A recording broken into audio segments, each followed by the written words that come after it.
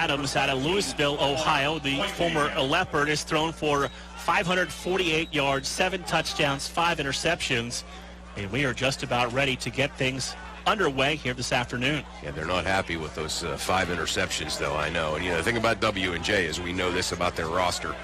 There's about 5 people at every position that can start. So you're making mistakes at W&J. That's you're not looking at keeping your job long.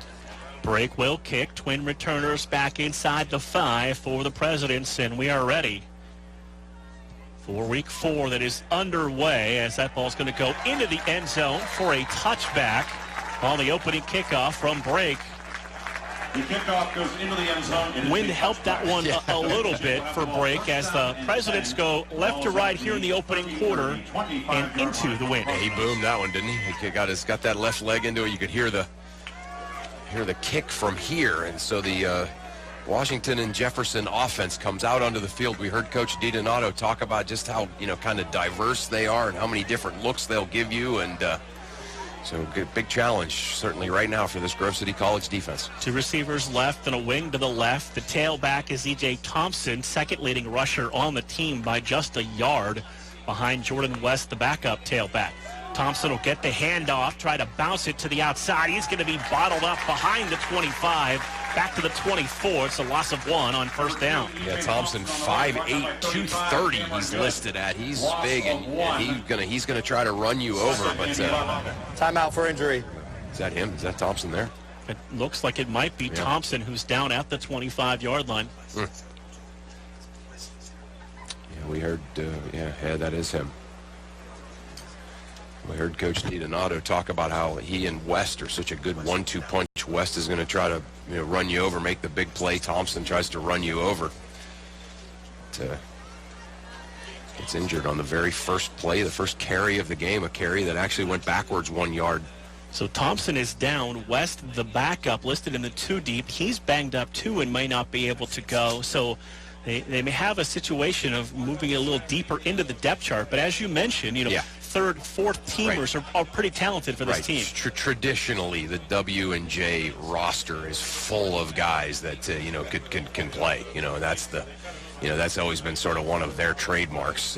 Since they got great in the late '80s and early '90s, and have just kind of carried that through. So I'm sure whichever back we will see here, if the top 2 are dinged up a little bit, we'll be good. We'll be somebody that they'll have to deal with, and they won't have a whole lot of scouting report on him. So Thompson is up and with some help walking to the President's sideline with a couple of teammates to help him. We'll have to see who checks in. It looks like at the tailback spot that looks to be John O'Rourke, a freshman running back tight end from Pittsburgh. Okay.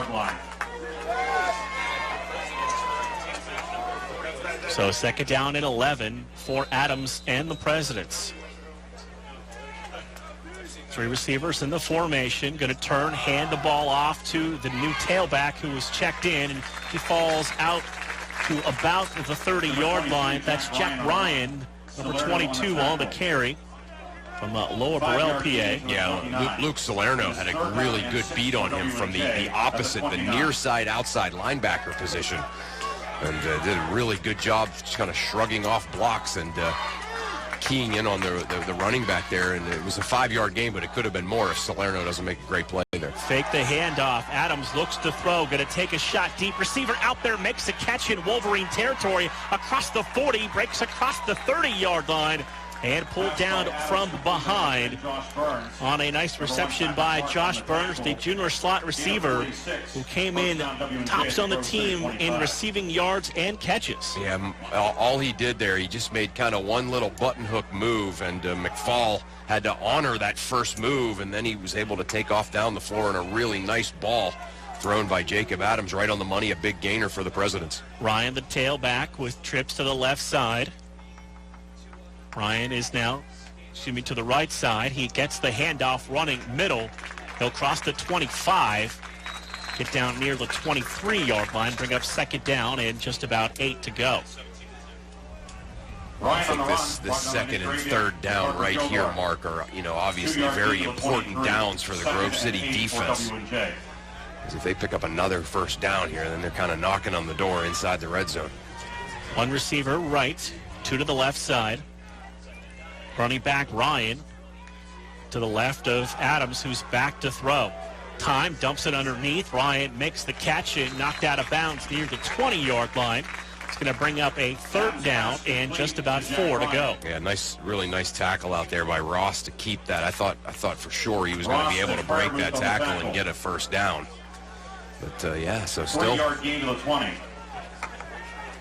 Leading tacklers coming in for the Wolverines. Luke Salerno, second in the conference at 37 tackles. Parker Kilgore, the sophomore, second on the team with 20. Third down, closer to 5 after the spot. They send one receiver wide out to the left. Probably in Ian Phillips' field goal range here, but that's not what W&J's thinking.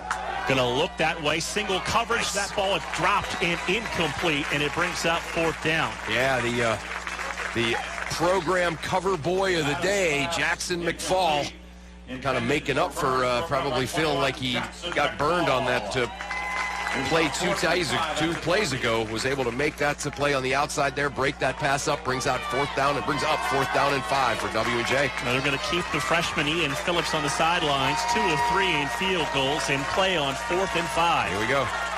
Twins right and left. Thompson back there in the backfield.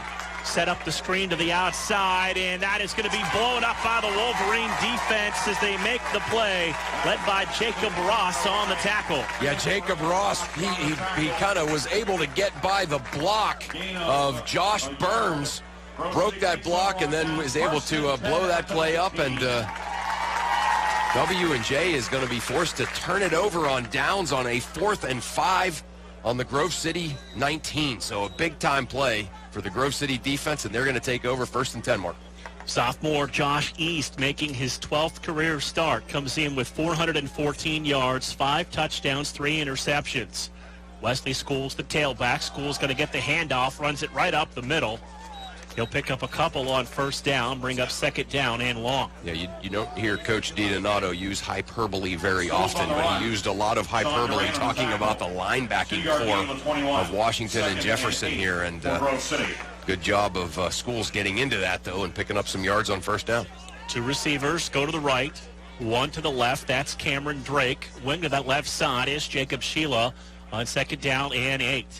East play action. Ball tipped at the line and incomplete. Going to bring up a 3rd down and 8. Yeah, that was a really nice play there by Alex Keefe, the sophomore defensive lineman wearing number 8. I love those defensive linemen that wear the single-digit numbers. Always love that. So Sheila checks out. Cameron Ruff will check in at a receiver spot for the Wolverines. Trips to the right. Drake to the left side. Schools to the right of East on 3rd down and 8. 3-step drop. Sophomore pumps. Now he's going to be hit and sacked at the 15-yard line as the pocket collapsed in there to make the play is the junior defensive back, Max Garda.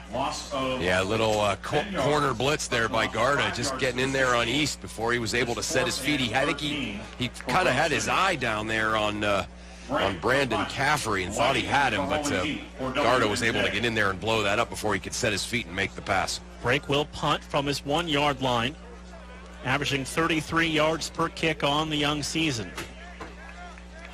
Twin returners back at the President's 45-yard line. Good snap, gets the kick away. High spiraling kick that's going to bounce, and it's going to be down right near midfield as it took a little tricky hop, and the returner just said, I'm going to back away from that. Yeah, you can see, again, we talked about the blocked punt last week against Case Western that Grove City had. W&J came after him there, so certainly something they saw in film from last week. So Adams and the Presidents have it 1st and 10 at their 49-yard line. Second possession, no score, 10:44 to play, opening quarter. Just like Thompson in there at the tailback spot, gets the handoff, lowers the shoulder, and drives the pile to about the 46-yard line. He's going to pick up close to 5 on the run. E.J. Thompson, 5'8", 225-pound junior tailback. Yeah, you can see he's back. You know, he got hurt on the first play, but he's certainly back in. And there's a guy right there that you just get tired of tackling him as the game goes along. He's going to get it again. Try to bounce to the outside. Broke through one tackle and knocked down, maybe picking up a half a yard on that run and bringing up third down.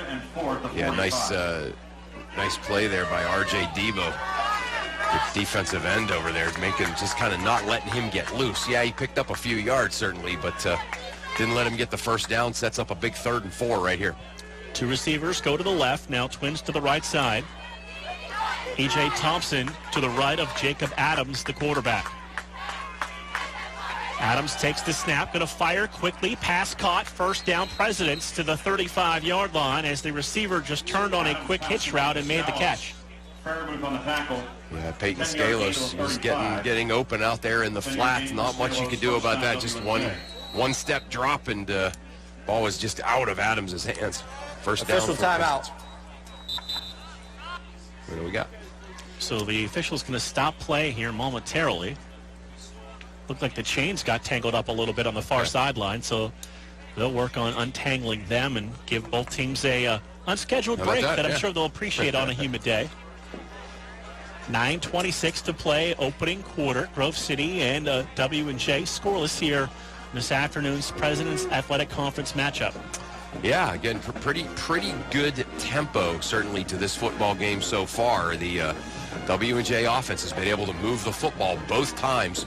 Grove City making that big stop on the 4th down play inside the 20 the first time. President's on the march again after the quick Grove City 3 and out. So you know it's a big game when the commissioner's here. Yeah, that's right. Yeah. I mean, of course, you knew he was coming to this one, right? This is W&J Grove City, one of the premier teams in the PAC and in all of Division III against really one of the up-and-coming, certainly, teams in the PAC and Division III. This is a big game. This is a big-time Division III football game, really important for both of these teams that have postseason aspirations, conference championship aspirations. So, yeah, perfect sunsplash day. In a position right now where the conference is at the strongest I can remember it being since we've been doing games. It's so deep right now. Right. For a long time, you would have Thomas More and W&J, and they were 2 of the better teams in the country. And then there'd be a few teams in the middle, and then some teams that would kind of struggle and beat up on each other. And boy, you're right, Mark. Not anymore. With Case Western, CMU, W&J. Grove City throwing its hat into the ring now amongst the elite in the conference. Westminster, right down the road. So, and then of course a Bethany team that's got the talent to play with anybody in the conference on a given day. So, lots of intrigue, a lot of fun for you and I. I think they may have to go to the backup chains, Chris. As the first set may have seen better time. Right. That'd be me if I ever had to work the chains. I'd be, guys, you got to stop the game. I broke the chains. And how often is there actually a backup to go to? That's pretty good. Yeah, those look good. Those look circa 1982. That's good stuff. So we are ready to get back to action. Both coaches having that unscheduled break to talk to their squads. First down and 10. W&J has the ball. First down and 10. The ball's at the Grove City 35. 2 receivers going to go to the right. 1 to the left. We mentioned it in the pregame show. Have not seen so far in this one. And they're one of their top receivers, who is Andrew Wolf, who looks to be banged up. Right. And have we seen Jordan West yet either? Seen him either, haven't we? Starting running back for the Presidents. So Adams will work out of the pistol. 2 receivers right, 1 left. Going to give the ball to Thompson. Cuts to the short side. And then he's going to be cut down just shy of the 30-yard line. Gain of close to 4, second down and 6. Yeah, Cameron Good, a guy that we've talked about so much this year, the starting free safety. Just he's done that twice now. He's tackled Thompson low twice. You can't try to tackle him up by the shoulder pads. Forget it. Second and 6, under 9 minutes to play. Opening quarter, no score. Same formation. Adams, 5-step drop. Going to fire downfield. Receiver comes back to the ball, makes the catch, and goes out of bounds near the 20-yard line.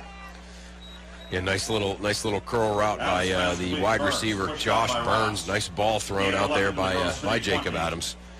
And you can see when this W&J offensive line gives Adams, time to pass, he can make every throw. So 1st and 10, ball to the 20-yard line. Wolverines kind of creeping up a little bit on defense. Play clock down under 15 seconds. Adams turns, hands the ball off to Thompson. Going to run it right up the middle with 2 hands on the football. Down to about the 16-yard line. Gain of 4 on first Number down. 67 for Grove City must leave the game for 1 play. Helmet off. So Colton Young will have to check out as the helmet came off. All right. Big challenge here for Grove City. I'll talk about it after this play. Going to run it to the short side again. That's going to be a first down for the Presidents. They seem to have found something they like, running to the short side of the field. I was just going to say that. That's Ross on the tackle. They can do that because right now they are dominating the line of scrimmage. And so the big challenge here for Grove City is going to be taking care of that. Adams to throw, swings it out into the flat. Receiver makes the catch again on that short side before being driven out of bounds after a short gain. Yeah, they're absolutely no pressure on Jacob Adams at all here on these 2 or 3 step drops. Jordan Halford, sophomore out of Gainesville, Virginia, Battlefield High School. Nice. Sure, there's some history lesson there. Yeah. Oh, yeah.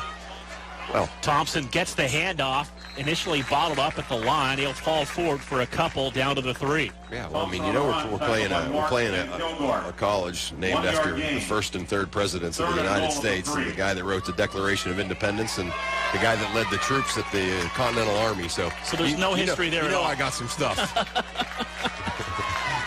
So it's going to be 3rd down and 3. Man in motion right to left. Just throw it into the corner. Receiver was open, but the ball's overthrown thanks to the pressure by the Wolverine defense that brings up 4th down. Yeah, that was he was wide open out there. There was a breakdown in the defensive backfield, but give Freiermuth and company a lot of credit for putting pressure on Adams, and he could not make the throw he wanted, and looks like W&J is going to have to settle for a field goal attempt. Ian Phillips, freshman kicker out of Steubenville, Ohio, played for the Big Red down there on the river. No football tradition there. No. Ball to 10, 20-yard attempt, snap down, kick on the way, and just inside the left upright, and good. 6:50 to play, opening quarter. W&J 3, Grove City 0 on the home of the Wolverines, 91-1 WSAJ. You don't usually get a stock tip from a 16-year-old, but I'm here to tell you about a different kind of stock. It's called Better Futures, a stock for social change that's not about making money. Instead, you invest to help students like me go to college, which ends up making the future better for all of us. My name is Alicia, and I'm your dividend. Invest in better futures with UNCF. Visit uncf.org/invest. A mind is a terrible thing to waste, but a wonderful thing to invest in. Brought to you by UNCF and the Ad Council.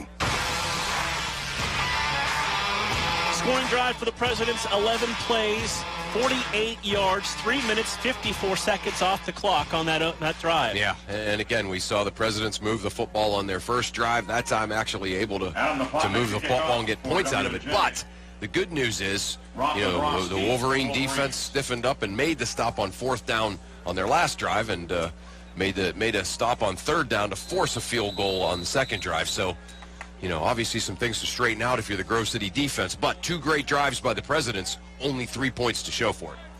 They will kick the ball away. 2 returners back deep for the Wolverines inside their 5.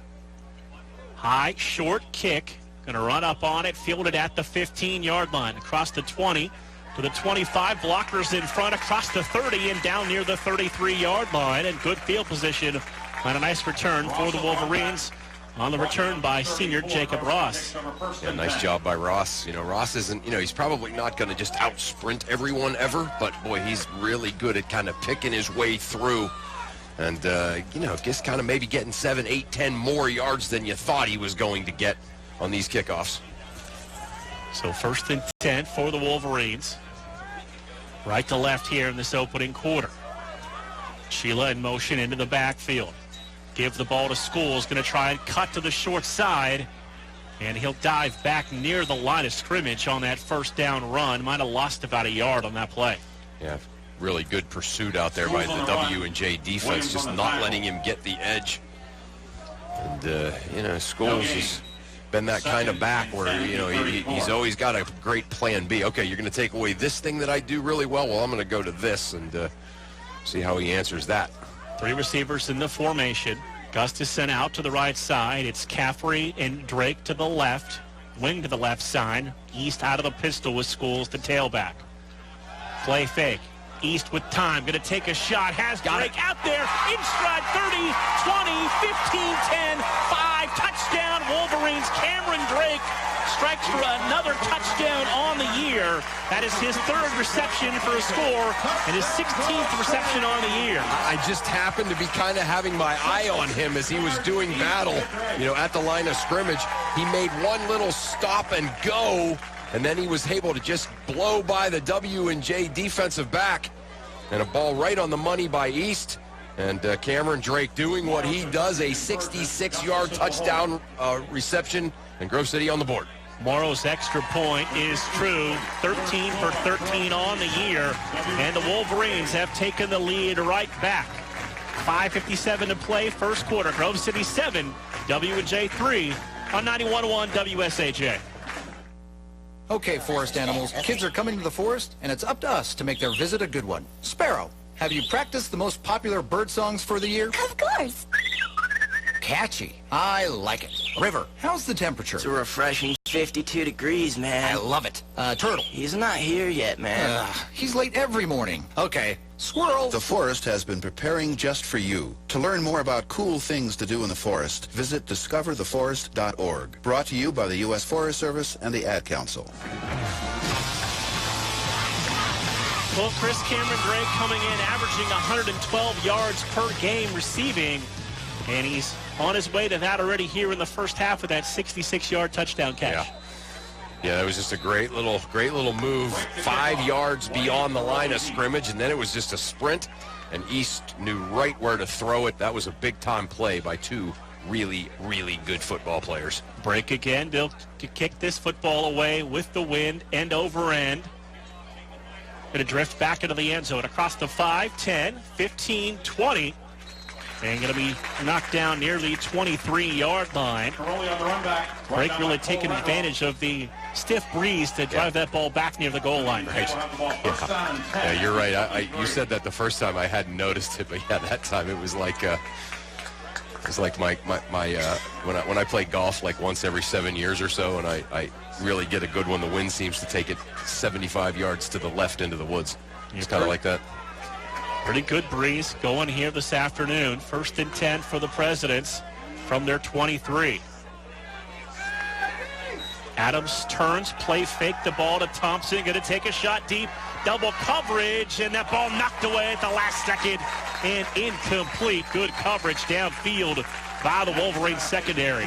Yeah, I thought for a second that they were going to answer right back to it, but Cameron Good down there to knock it away. Also Jackson McFall down there. So, I mean, he threw it into, double coverage, but looked for a second like he had beaten both of them. But a nice recovery, particularly by Cameron Good. 2nd and 10. 5:44 to play, opening quarter. Turn, give the ball to the tailback. That's E.J. Thompson with not a lot of running room that brings up 3rd down and long. Number 34 for Washington and Jefferson must leave the game for 1 play. Helmet off. Man. It's John O'Rourke, one of their blocking backs. Yeah. You almost wonder, don't you, about Thompson being a little bit dinged up. 3rd down and 10. They run a receiver on late. Trips to the right, Twins to the left. Adams all alone in the backfield. Wolverines are coming. Steps up in the pocket. Going to fire across the field. Ball caught for a 1st down in traffic. Had 3 red jerseys around the receiver, but he made a nice catch on the football at Peyton Scalos, the junior, on the reception. Yeah. Yeah, this is what's worked best for the W&J offense. So just these kind of quick 2-3 step drops by the quarterback, Jacob Adams. So 1st and 10 out to the 37-yard line. Adams going to throw again. Pass caught by that blocking back out of the backfield. Will line up at a wing spot in John O'Rourke. Adams pass complete to O'Rourke. Well, you can see zone coverage there by the Grove City secondary, and he's just kind of slipping in there. Nobody really covering him, so they could pick up 4 or 5 yards every time they want to down underneath with that play. 1st and 10 to their 47-yard line. Going to turn, give the ball to the tailback. Was able to push his way to the 50-yard line for a gain of about 2. That's Jack Ryan, who checks back in. Ryan on the run. Ryan, 5'10", 195-pound junior from Lower Burrell. And 91, Nagel. Burl, as they call it there, Lower Burl. 2nd and 8. I didn't have my Pennsylvania accent working there. Yeah. 2nd down and 8.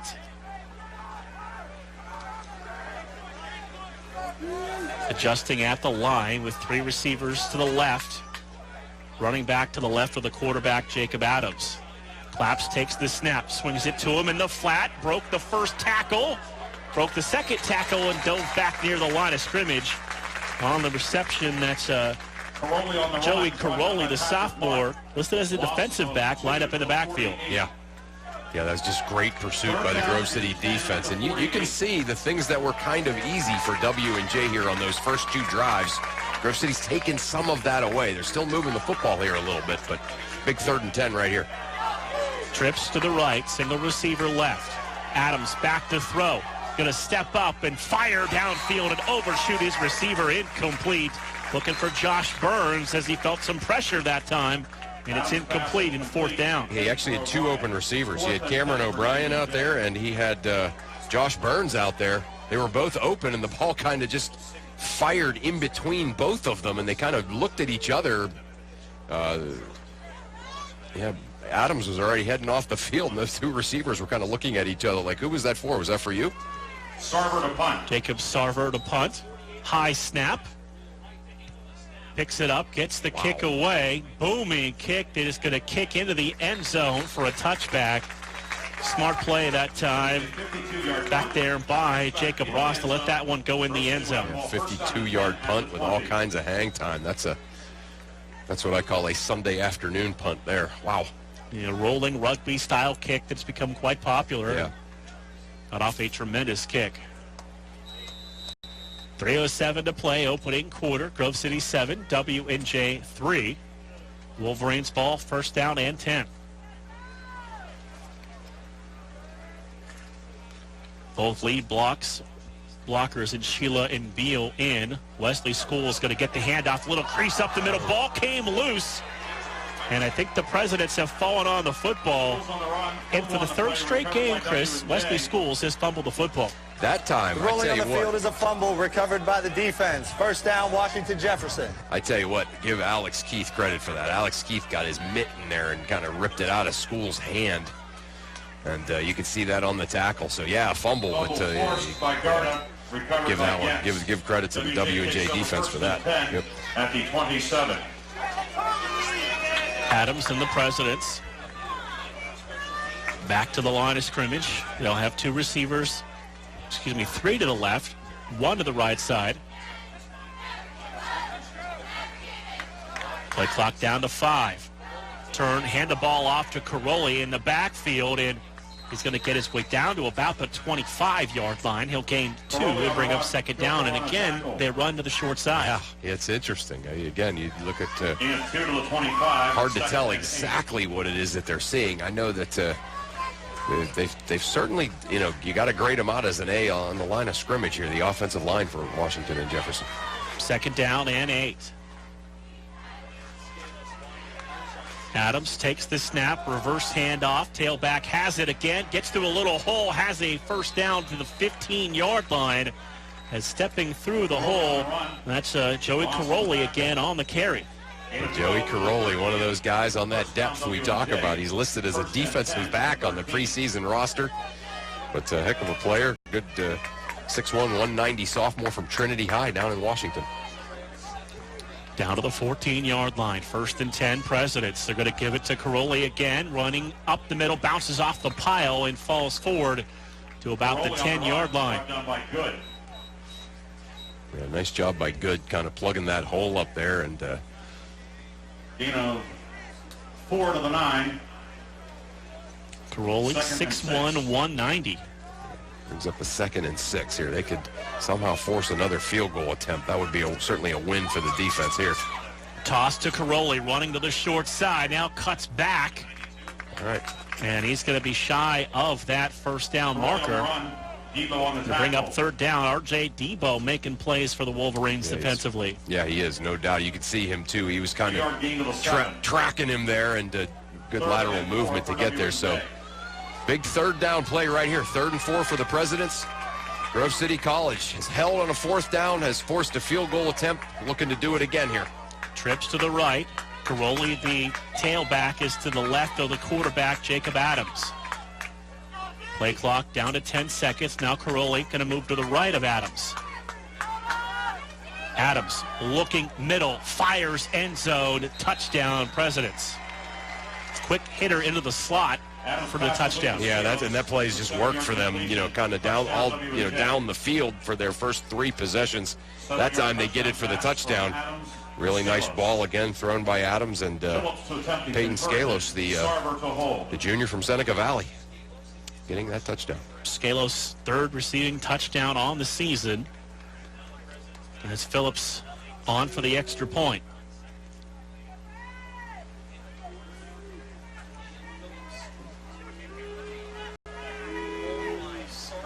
Snap down, extra point on the way, is up and good.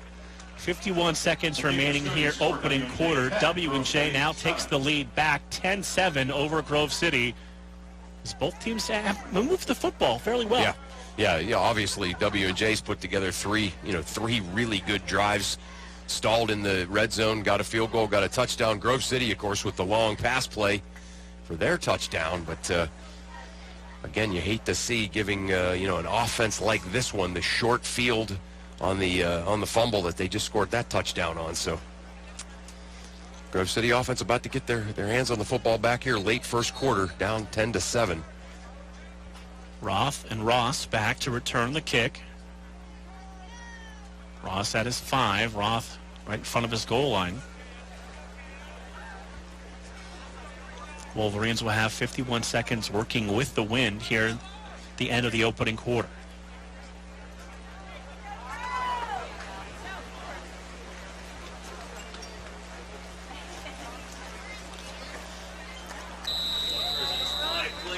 So they will get set to kick the football away.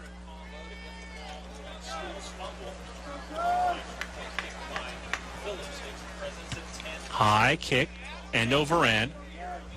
Ross across the 10. Right side to the 15. Lowers the shoulder into the pile and down near the 25-yard line. No hesitation on that return. No, nice job by Ross again. So not great field position, but certainly good field position. So Grove City will go back to work here with their offense. 1st and 10. Ball on their own 29. See what Grove City tries to answer with here. Wolverines will come out with receivers right and left. That's Gustafson and Drake. Play fake to Schools. East going to look for Drake again. Over his shoulder, incomplete. Safety came over for a coverage over the top, and that ball just a little bit overthrown. Yeah, that was Sabo that came over for the Presidents, and I thought for a second there that they were going to get it again, but it's a pretty much better coverage, obviously, that time by W&J, as you had Zach Taylor and Tyler Sabo out there for the Presidents. Incompletion brings up 2nd down and 10. 3 receivers now in the formation. Schools the tailback. Fake to Schools. East going to fire. Gustafson makes his first catch. Short gain. Around 3. Going to bring up a 3rd down and 7. Yeah, that's always the problem. That's always kind of the gamble with going deep on 1st down. Then all of a sudden you're at 2nd and 10. And your first kind of short play, if you will, and now put you in a third and relatively long situation here. Is this big 3rd and 6 coming up here for Grove City? 1 receiver right now, 3 to the left side. Schools the tailback next to East. Play clock approaching 10 seconds. East play action. Feeling some pressure. He's going to be sacked in the backfield, and a flag comes in at the end of the play. Our first penalty flag of the quarter. But just a jailbreak blitz there by W&J. And Holding. Yeah. Offense, number 66. That penalty will be declined. 4th down. yeah, that was just a, try to save the life of your quarterback hold there. This is the end of the first quarter. After one quarter, it is W&J 10, Grove City 7 on the home of the Wolverines, 91-1 WSAJ. You wanted to see me? Yes, please, have a seat. So here's the thing. When this company brought you on, we took a chance on you. You didn't have that 4-year college degree we typically look for. Right. But we gave you a shot anyway. And since then, you've worked incredibly hard and given it your all. Thanks. You've been an important asset to the team, but I don't think you can be an intern here anymore. We want to hire you. You're serious? Absolutely. Find your next great employee. Introduce yourself to the Grads of Life. Who are they? Talent worth knowing about.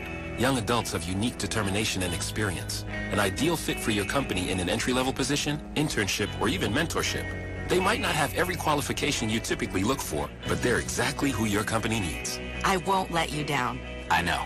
Don't miss out on a resource many innovative companies have already discovered. Go to gradsoflife.org to learn how to find, cultivate, and train this great pool of untapped talent. Brought to you by the Ad Council and gradsoflife.org. Wolverines to punt on 4th down at 11. C.J. Otwell, the freshman long snapper out of Laurel, Delaware, will snap to Cameron Brake. Good snap, back to Brake, gets the kick away, hit as he got that kick away.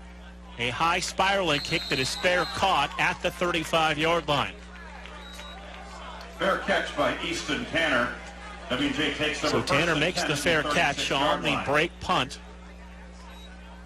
And they take over at the 35-yard line.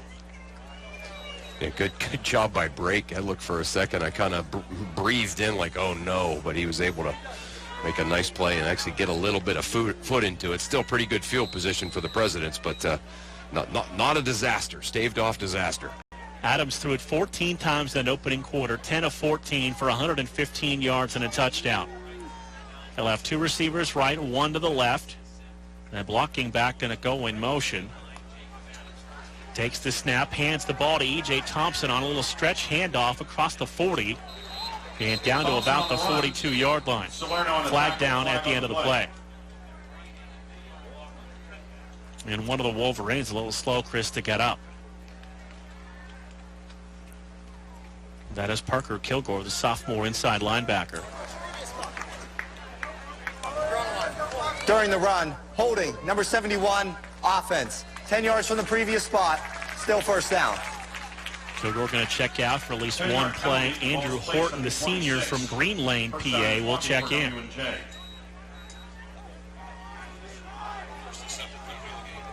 How about that? Back it up, 1st and 20. The first accepted penalty of the game. Adams to throw.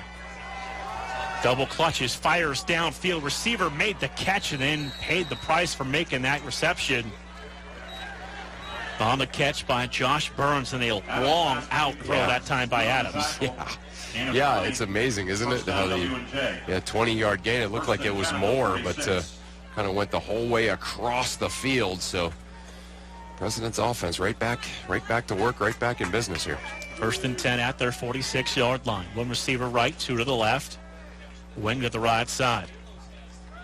Adams going to hand the ball off. Thompson got through a little hole. Was able to squeeze ahead for about 2 yards on 1st down, 2nd and 8. Thompson on the run. Yeah, you really. Go ahead, Mark. He's a big back, but he shows good feet. He does. Oh yeah. 2-yard gain. Yeah, there's no question about that. 2nd down and 8. 2nd down and 8. 13:44 to play, first half. 10-7 W&J. Adams to throw. Stands in the pocket, fires downfield. Receiver made the catch as he tightroped the sidelines. That's Josh Burns again, their leading receiver by receptions, has another 1st down. Yeah, Adams, you can tell. I mean, we were talking before the game, you and I, about how he has 5 interceptions, which is a pretty high number, obviously, for 3 games, and been struggling a little bit. He certainly looks locked in today, the W&J quarterback does.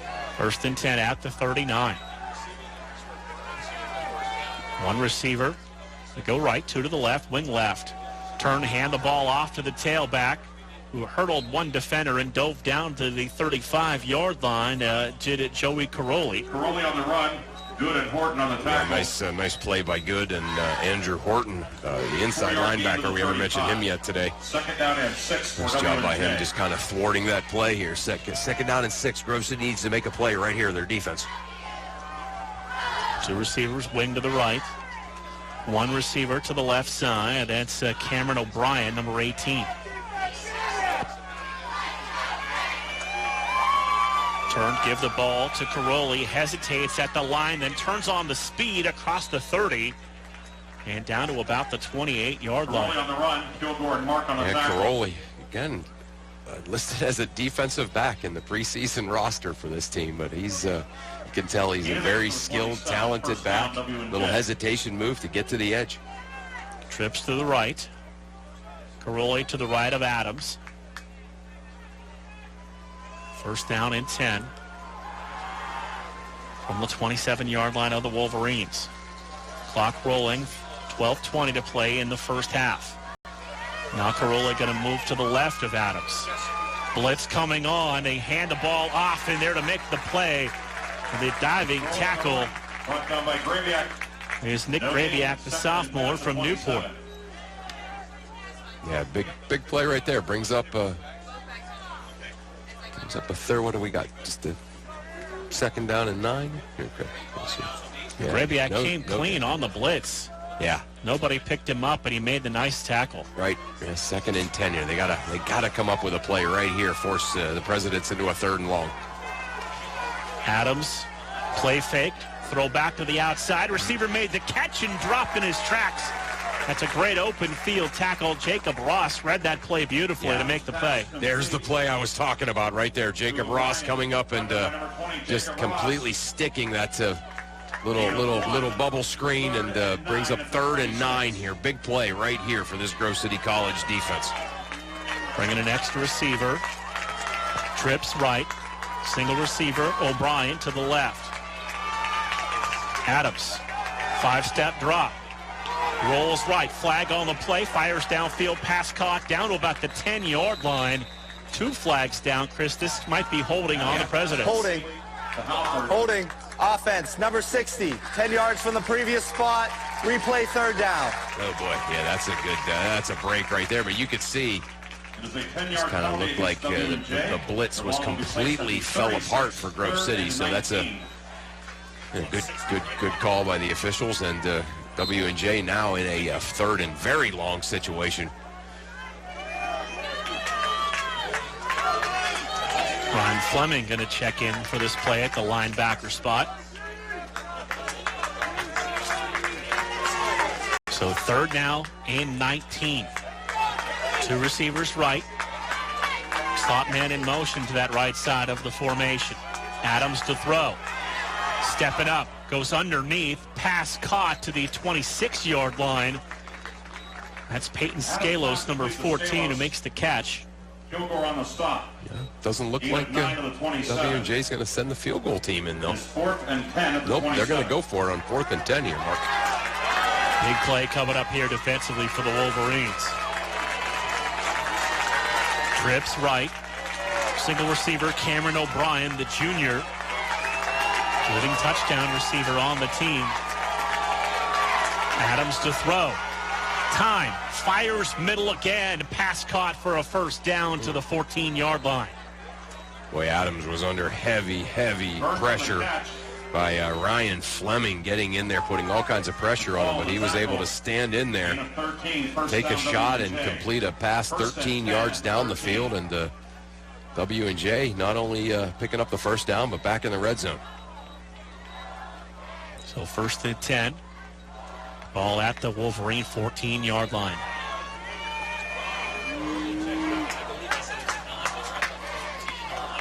Under 10 minutes to play, first half. Adams to throw, sets up the screen. Receiver makes the catch, broke the first tackle. And Jack Ryan got upfield for a gain of about 4, maybe 5 on that first down completion. Curtis Freiermuth came up from that inside linebacker position to look like he was going to blow that play up, but he was able to kind of get out of Freiermuth's clutches and pick up another couple of yards anyway, but still second and a long 6. W&J 10, Grove City 7, 8:50 to play first half. Adams turns, hands the ball off to his tailback, worked his way up the middle and down to the 1-yard line. That's Jack Ryan, the Number junior. 22 for Washington and Jefferson's helmet come off. He must leave the game for one play. Helmet off. Third time we've seen that already. Yeah, I in the know. first half. Either they haven't called it, or it's just happening like crazy in this game, or somebody's really enforcing it more closely than usual. Something, because 3 times in one game is a lot. 3 times in one half is a lot. A.J. Thompson checks in at the tailback spot. Thompson will get the handoff, and he stood up at the line and driven back for no gain on the play. Luke Salerno made a nice open field play. It's Salerno. He made a great play there. Certainly paid for it. You could tell he was almost a little dazed coming out of there, but as you tackle E.J. Thompson, you know it. But he not only tackled him, he knocked him back for a loss. Second and goal from the 1-yard line. One receiver in the formation. 2 backs, now 3 backs, as it's Thompson at the quarterback spot. Low snap. Timeout. Grove City. And the Wolverines. First charge timeout. And they use a timeout there. Their first of the first half with 7:52 to play. Yeah, that was I don't know if you noticed that, Mark. Right as the timeout was being called, it was a direct snap to E.J. Thompson in the backfield. So, yeah, pretty interesting. Now, they had him lined up at a quarterback spot, and then 2 different running backs flanking him right and left. Yeah. Yeah, I don't know what kind of I don't know if you want to call that the Wildcat, but maybe more like the Sherman Tank formation with Thompson driving that thing in there. Yeah, can't call it a single wing because there's 3 backs in the backfield. Right. So the Wolverines used the timeout. Good time for a timeout. If you weren't 100% comfortable with what was happening there with your defense. Here's the big number of the first half so far. Time of possession being absolutely dominated. The Wolverines have only had the ball for 3:20 so far. Wow. Yeah, I know. It's again. Second and goal at the 1. You look at it that way, it's a miracle that it's 10-7. You know, I mean, we've seen a couple of long drives by W&J thwarted by the Grove City defense. Thompson again, the tailback, dives for the line, and second effort he spun off a defender and got in the end zone for the 1-yard touchdown run. Yeah, touchdown run for E.J. Thompson. Flag also comes in way after the play. Yeah, there was some kind of jaw in there, either at the official or to each other. Don't know which direction it went, but flag on the play. It is now W&J 16, Grove City 7, and they'll sort this penalty out. And we'll go down to the field to Tim Barker, our referee today, for the call. The result of the play is a touchdown. After the play, unsportsmanlike conduct. Number 2, offense. It's 15 yards for the try, and that is number 2's first unsportsmanlike conduct of the game. That's E.J. Thompson, who ran out of that quarterback spot and scored the touchdown. Yeah. I think what probably happened there is he took a shot, and then guys were trying to drag him back across the end zone, the end line, even though the touchdown had already been called. And he probably took a little bit of exception to that and expressed it in a way that the official did not approve of. So back it up 15. Phillips, 9 of 11 on the year on extra point attempts. So back up to the 25-yard line. Correction. The 15-yard penalty will be enforced on the kickoff. Yeah, you can see the Grove City coaches just kind of all ran out to the official, and that's what they want. Yeah. Be executed from the 3-yard line. Yeah, because the field, obviously a college kicker is going to make either one of those, right, 8 or 9 times out of 10. So that's the bigger one is getting the field position on the kickoff. So Phillips, the freshman, to attempt the extra point.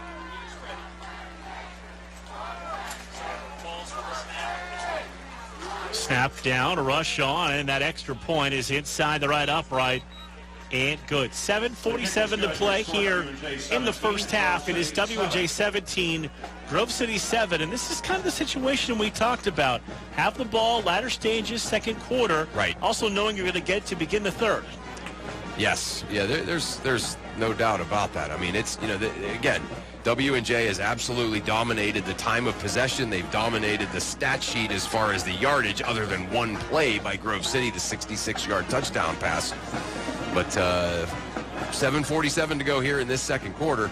If Grove City can put together a scoring drive here and then make a stop, all of that is sort of erased, and you go into the locker room feeling like, all right, this is the, we're right back in this game. But, as you and I talked about a little bit this week, it's, one of those situations where a game can also get away from you with 7:47 to go in the second quarter. So Caffrey and Roth back to return.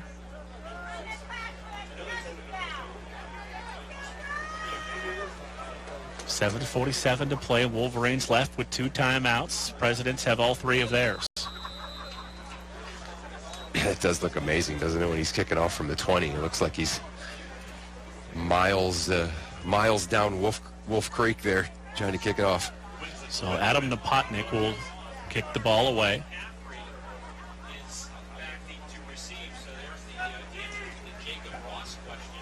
So it's Roth and Caffrey back deep.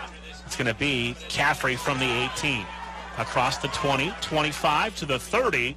Still driving the feet down to about the 34-yard line on the return by Braden Caffrey, the sophomore out of Ashburn, Virginia. Yeah.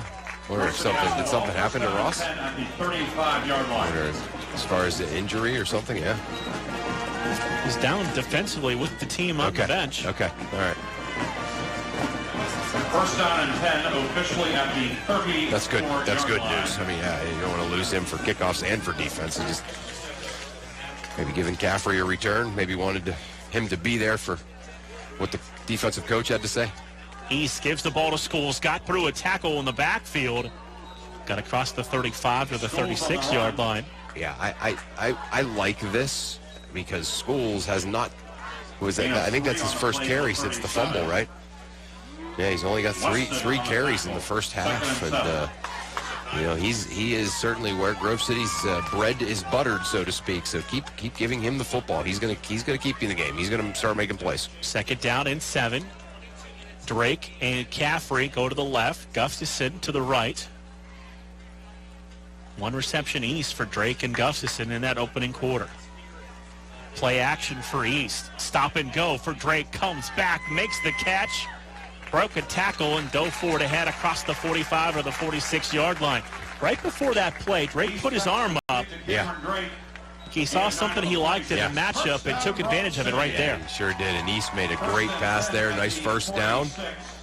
So Grove City on the move here with a first down. 6:50 to go here in this first half. Grove City down 17-7. Caffrey, Gustafson to the right. Drake singled up to the left side. Sheila on a wing to the left with East and Schools in the backfield. Play action for East again. Again going for Drake, and that ball is incomplete. Needed just a little more air under that throw. Yeah, I think because certainly number 8 out there. Is there a flag out there? Broken up by Delonte Nunnally. Flag on the play. Okay. Certainly we're doing lots of hand-to-hand combat on the way down the field. Holding. Number 6, defense. Nice. 10 yards from the previous spot. First down. Yeah, number 6, Delonte Nunnally was defending Drake out there, so Drake getting the better of him. That certainly 2 times in a row. The first time with a pass catch, the second time able to draw a penalty. Drake has about a 3-inch size advantage on him as well. It's like the old basketball line about drawing a foul. He actually drew that flag, like that was his effort to be able to get that flag. 2 receivers right, 1 to the left. Sheila wing to that left side. Give it to Schools, running up the middle, and he just tripped up from a huge run, and that is a good gain on first down of close to 8 yards. Yeah, I like this here. Keep you know, again, I don't know much, but I know giving him the ball is always a good thing. Keep giving it to him. Make it officially 2nd and 3 as we approach 6 minutes to play. First half, 17-7. W&J with the lead. Wolverines have the football. Caffrey and Gustafson, the receivers, as they give the ball to Wesley Schools, and he'll have the first down by about a yard. That'll move the chains, and the drive continues. Yeah, nice little push that time by Sam Michelet. The offensive guard there, 305-pounder from East Allegheny. 1st and 10 at the 34. Caffrey, Gustafson, right. Drake singled up to the left side.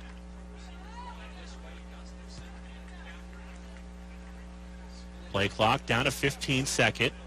East takes the football. Play action. Looks for Drake again. Makes the catch. Couldn't quite break the tackle and turn it upfield. You can see the Wolverines like that matchup. Yeah, Drake and Nunnally kind of out there on an island, and yeah, they definitely do like that matchup. Nunnally doing a nice job making the tackle that time, though, after the catch. 2nd and 8. 5 minutes remaining, first half. East going to check with the sidelines. Play clock under 15 seconds.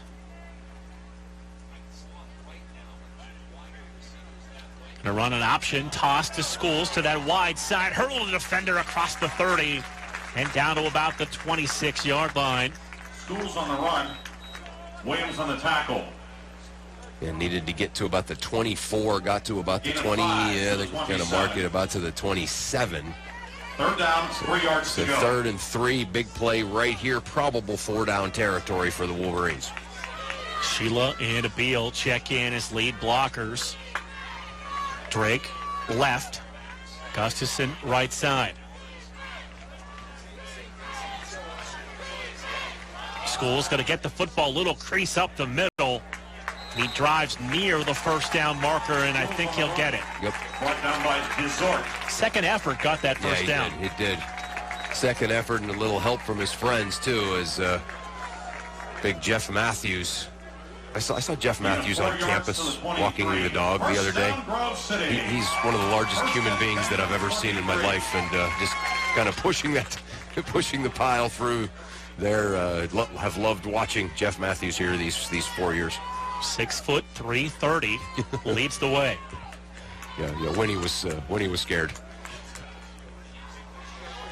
Hand off to Schools. Try to step out of a tackle, and a big open field hit by the Presidents. That's Sean Dorn, the junior linebacker, number 36 on the play. Second on this team in tackles coming into play today. Yeah, he's a good player. I remember hearing a lot about his name when he was in high school, Neshannock High, just a 20-minute ride or so down the road. Drake and Caffrey will go to the left. Gustafson singled up with safety help over the top to the right side. Going to be 2nd down and 12. Now Schools will move to the left of East. Play clock to 5 seconds. Play action.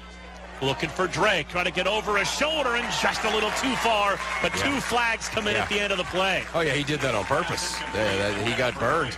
Logan Grace got burned on the play on the outside and just decided he was going to just grab Drake by the grab him by Pass the shirt. interference. Defense, number 20. 15 yards from the previous spot. First down.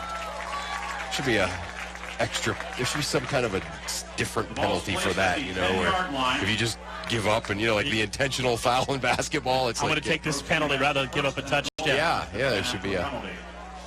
Want an extra 5? Is that what you're looking for? That's what I'm looking for, yes, Mark. Yeah. I'll appeal to the committee for a rule change for you for next year. Yes. So it is going to be first down. First and goal. First and goal right for the at Wolverines the 10, at the 10. Almost rather have the ball 3 inches back. Schools, the tailback, will get the handoff. Ran right up the middle. Had a crease for a moment. And then he'll gain maybe a yard on that run. Schools on the run. Yeah. Brought down by Williams. Again, there's that Yes. defensive line and linebacking core that Coach DiDonato talked about in the Gain of a yard. Second and goal at the 9. pre-game show with Ryan Briggs. They're so good and so strong, and you got to do everything perfectly. That time we saw how good they were. Second and goal from the 9-yard line. Gustafson to the right side, loves to work to that back pylon from this formation with Drake singled up to the left.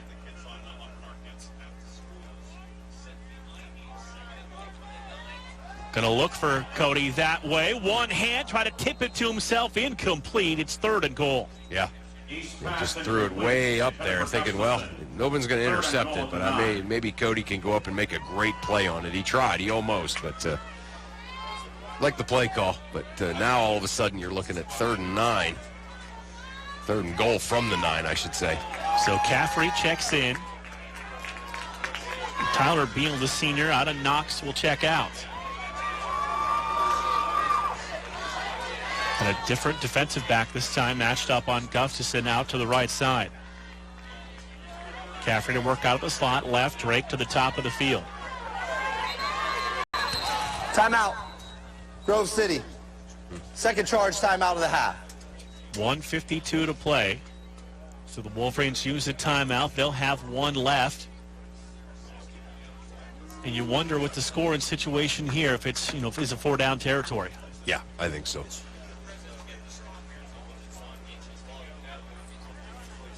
So 11th play of this drive coming up, and this is more looked like what a Wolverine drive looks like. Yes. I was just thinking, they got that 66-yard touchdown bomb play to get on the scoreboard, but their offense has really not sort of been in the type of sync that you would want until this drive. This is a good sign. If they can finish this off somehow, Mark, with either 7 or 3, that's a really good sign going forward here into the second half. And it gives you a good feeling going into the locker room, knowing that you've got a coaching staff that is very skilled at making halftime adjustments.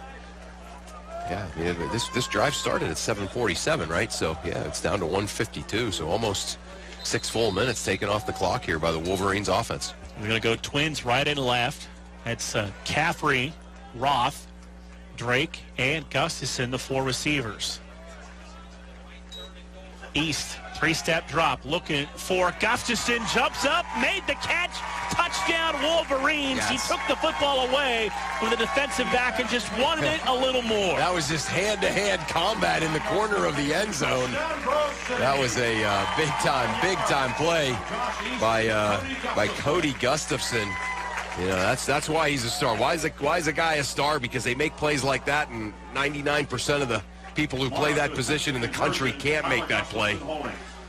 Just kind of battling it out there with number 6, Delonta Nunley. So Morrow's extra point makes it W&J 17, Grove City 14 on Cody Gustafson's 4th touchdown catch as he continues to add to his all-time lead in receiving touchdowns in school history. Wow, another full year to play after this one, too. So only 3.5 games into this season, and then an entire next season, he's already the all-time leader. So, and just some, I was thinking about that the other day, how many great receivers just in the 10 years that I've been calling games here that I've seen.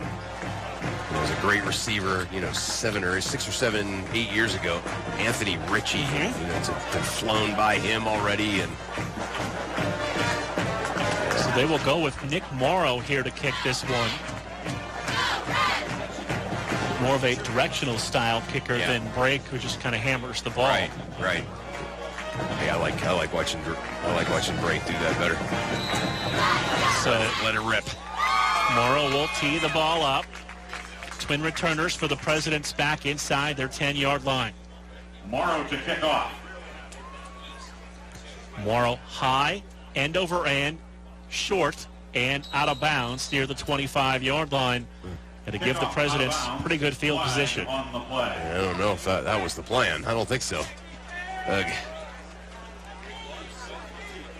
I mean, I guess it's only, what, a 10-yard difference to Free the kick out of bounds, number 72, Grove City. The ball will be placed at the 35-yard line. First down, Washington Jefferson. So a 10-yard difference, obviously, from watching, Brake booming across Wolf Creek and for the automatic touchback for the 25, but still, not 10 yards you want to give them.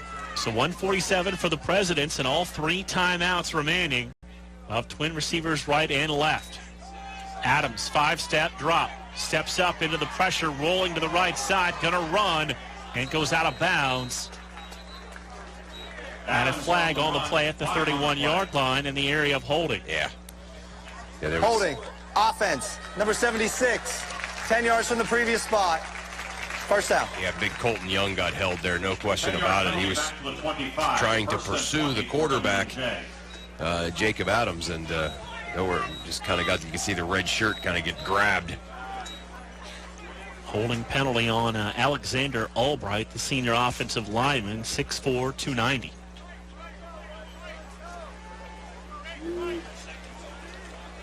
So 1:43 to play now, first half, 1st and 20 for the Presidents. And now a whistle, and the Presidents Washington Jefferson. going to take one First of those charge timeouts, and you knew they would be aggressive with 3 timeouts and about 2 minutes to play. Right, and the ball to start on the 35. So yeah, that was. Hopefully that Grove City doesn't have to pay a price for that. It has been an afternoon where Jacob Adams has put the ball up. They really haven't had much running the ball with Thompson, so they let Adams throw it all over the yard. And I've seen him play in high school at Louisville High School, and that's the one thing he's always had. He's always had a big arm to throw the ball all over the field. Yeah, he can make every throw. There's no question about it, and he's getting pretty good protection today. What W&J, what's worked for them today is just those 2 3-step drops and him just firing at 100 miles an hour out into the flat or over the middle. He's a guy, you better be serious about playing catch with. If you want to go play catch, you better be serious about it. You're going to end up with your fingers on the ground. Adams to throw on 1st and long, goes underneath, receiver makes a catch, made a defender miss, and then tackled by 2 Wolverines shy of the 35-yard line. Alford on the tackle or on the catch. Salerno Melgo on the tackle. Yeah, so Grove City got the 10 yards back on the holding penalty, so. Adams again to throw. Steps up, downfield, and that ball short-hopped his receiver, incomplete for Josh Burns. And a lot of the plays in this first half have been in the middle, attacking that opening in the defense. Yeah, that's certainly, you can tell that was a game plan. That was a point of emphasis for this W&J team. So it's 3rd down at 11, 1:16 to play. And at the tailback spot, it's Jack Ryan.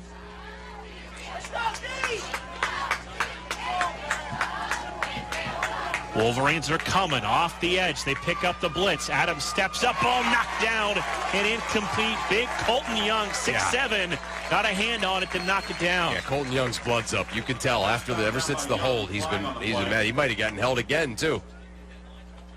There's a flag down.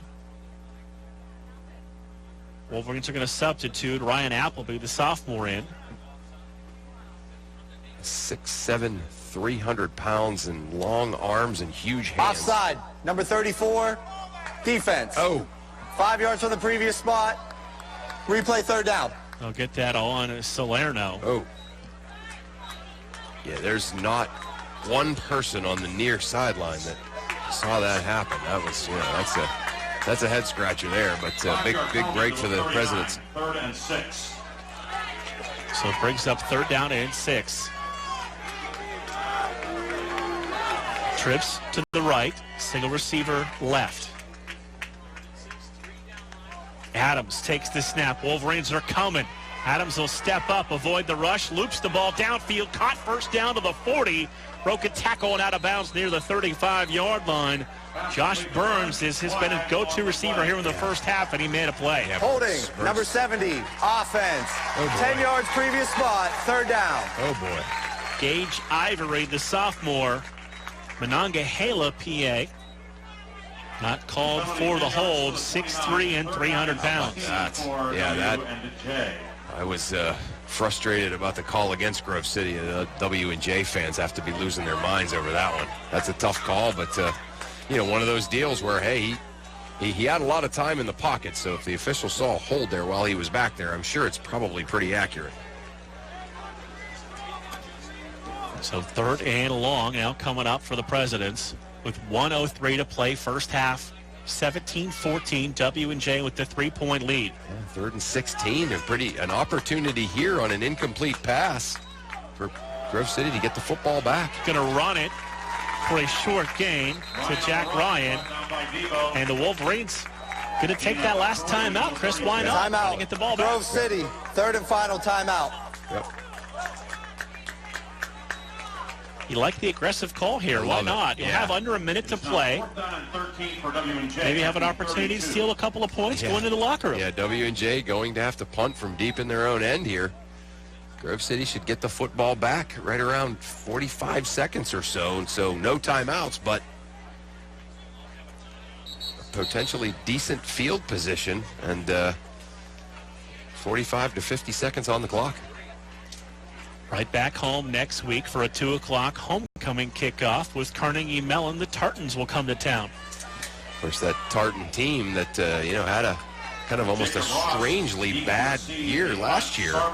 They beat this W&J team last week to get everyone's attention. Yeah, they are 3-0 coming into play this weekend. Wow. So they will punt the ball. Sarver to punt. Low snap, picks it up. High kick. Ross calls for the fair catch and will make it at the 32-yard line. Ross for the fair catch at the 32. All right. Punt of 36 yards, 1st and 10 for Grove City. Really good, worked out well time-wise. Is even more time than I thought. I thought I was being generous when I said 45 seconds. They're going to actually put this first ball in play at 50 seconds.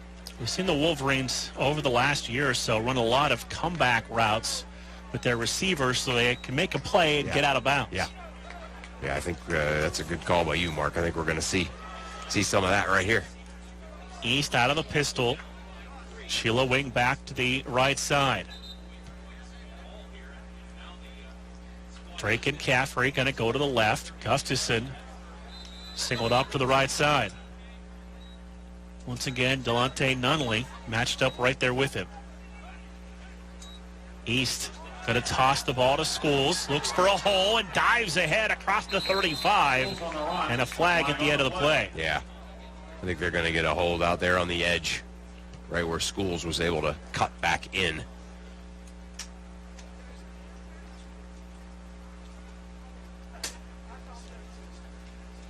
Brief conversation leads to this call from Tim Barker. Personal foul, illegal block below the waist. Number 41, offense. 15 yards from the spot of the foul. 1st down. So that'll go on Sheila for the low block. Back the Wolverines up big, 15 yards. Yeah. And they've been strict. We've seen that, haven't we, this year, Mark, where they're awfully strict about that call. That one kind of just used to not be called anything, and now all of a sudden it's not only become a 5-yard illegal block, it's a personal foul.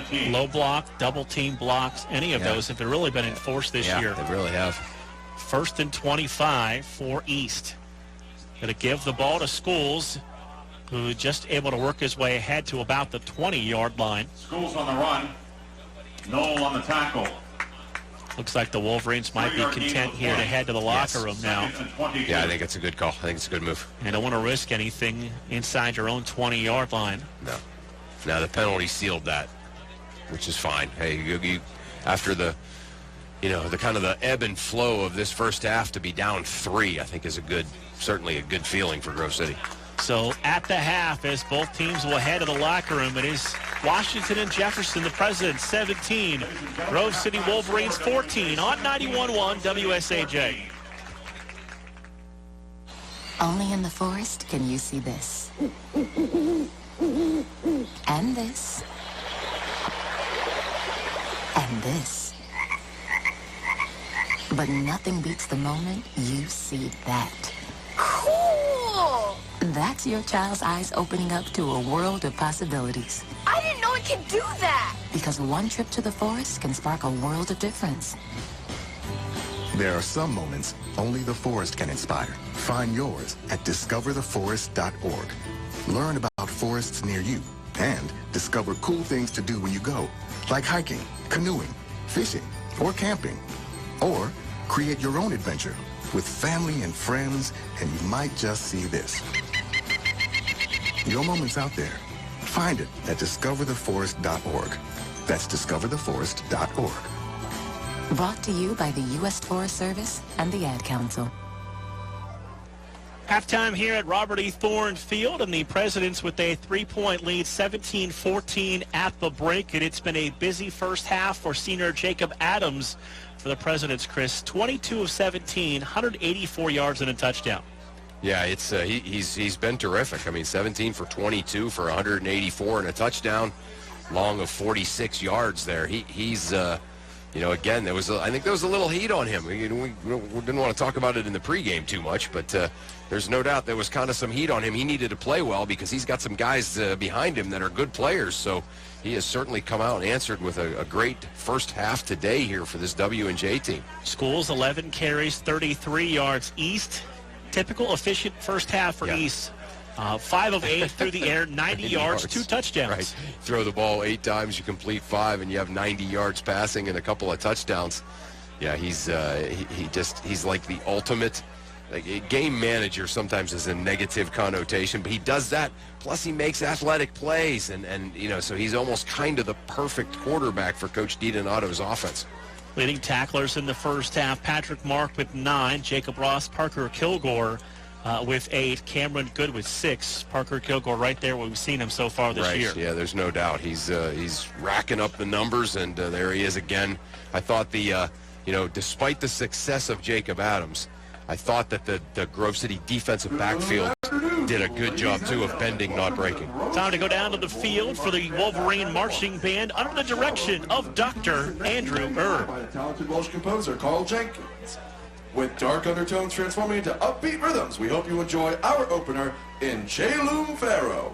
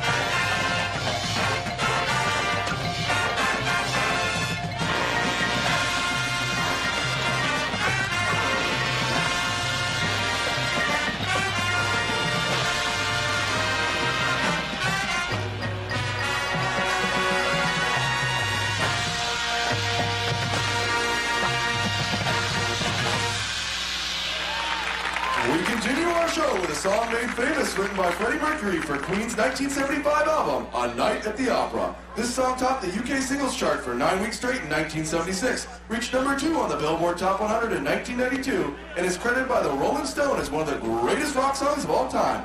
Sing along with the bombastic sounds of Queen's Bohemian Rhapsody.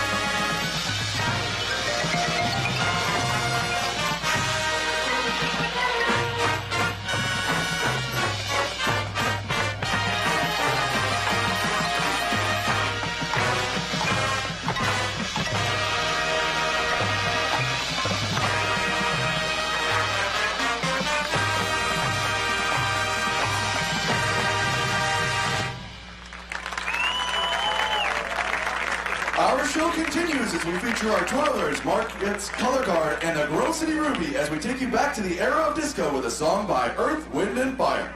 This song reached the top 20 across multiple countries for its upbeat and energetic feel. Get up and move along with Let's Groove!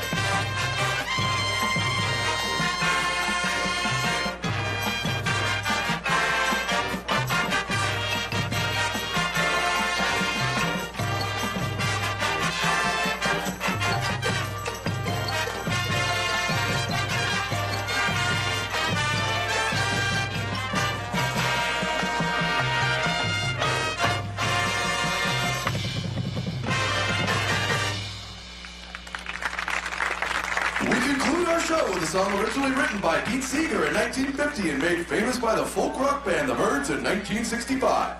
Reaching number 1 on the Billboard Top 100, this song combines the light feel of folk into a driving, powerful finish. Sit back and enjoy our closer, Turn, Turn, Turn.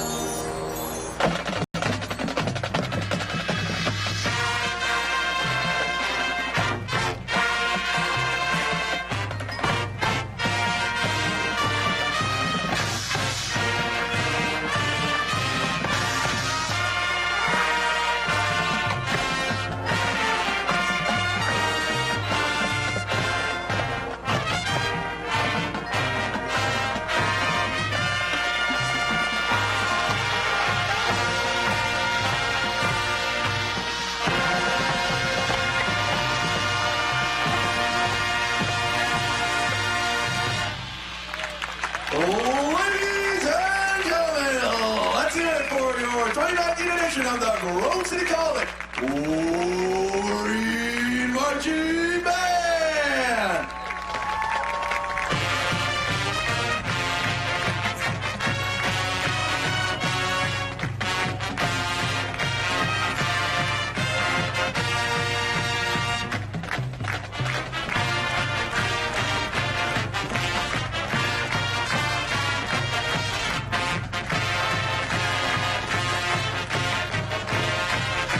Here at Robert E. Thorne Field, and the Wolverines trailing the Presidents of W&J 17-14.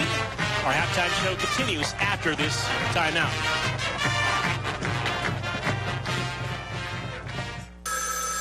Ranger Station, Ranger speaking. Hi, I'd like to report a bear hug. Uh-huh, okay. Well, we were building a bonfire, and I saw some, like, dry brush and leaves around, so, you know, I said to move the bonfire somewhere else, and out of nowhere, Smokey Bear shows up and hugs me. So you noticed some wildfire hazards and moved your bonfire to a safer location. Yeah. Yeah, that's Smokey, all right. He likes it when people help prevent wildfires. It hits him close to home. Not everybody gets the hug, my friend. So that's pretty special to get a hug from Smokey Bear. Ha, so it was him. Hey, guys, I told you it was Smokey. Okay, well, congratulations, my friend. And thanks for calling. There are many ways to prevent a wildfire. Learn how you can do your part at SmokeyBear.com. Only you can prevent wildfires. Sponsored by the U.S. Forest Service, Ad Council, and your state forester.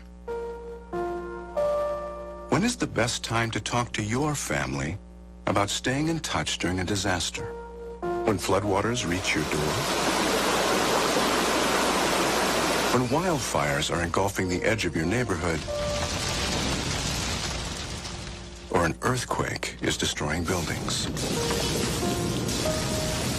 When a tornado is tearing through town? Or a hurricane strikes? Or is the best time, perhaps, today? During a disaster, you may not be able to stay in touch with your family or friends as easily as you think. And it's not always as simple as using your cell phone. That's why now is the time to take action. Go to ready.gov/communicate and make your emergency plan today. Don't wait. Communicate. Brought to you by FEMA and the Ad Council. My name is Meera Batra. I have been in this country 32 years, and this is how I live united.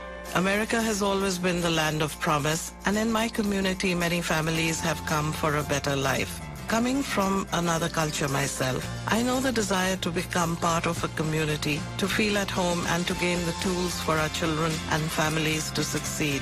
So I advocate for these families with United Way. United Way empowers them to look beyond their histories and to see what opportunities are available. We help them get involved with their kids' schools, network within the community, and when we do, we unite them. We make the community stronger. What I do is something I wish someone had done for me, and I am so grateful I am able to. My name is Meera Batra. I help families see opportunities and succeed. I don't just wear the shirt, I live it. Give, advocate, volunteer, Live United. Go to liveunited.org. Brought to you by United Way and the Ad Council. WSAJ, Grove City, knee-deep in bluegrass. It's Saturdays at noon and Sundays at 8 a.m. with me, Cindy Baucom. All right, everybody in the car. Let's go. What are we going to do first when we get there, Mom? Go for a hike? Sure, if you want. What about canoeing? Can we go canoeing, too? I don't see why. What about a bike ride? No, I want to fish. Okay. I've never been fishing. Honey, we can do it all. How long does it take to get to the forest? It's not. Is it going to be long? No, sweetie. I bet it takes forever. It's not that far. Are we there yet? Yep, we're here. Already? No way.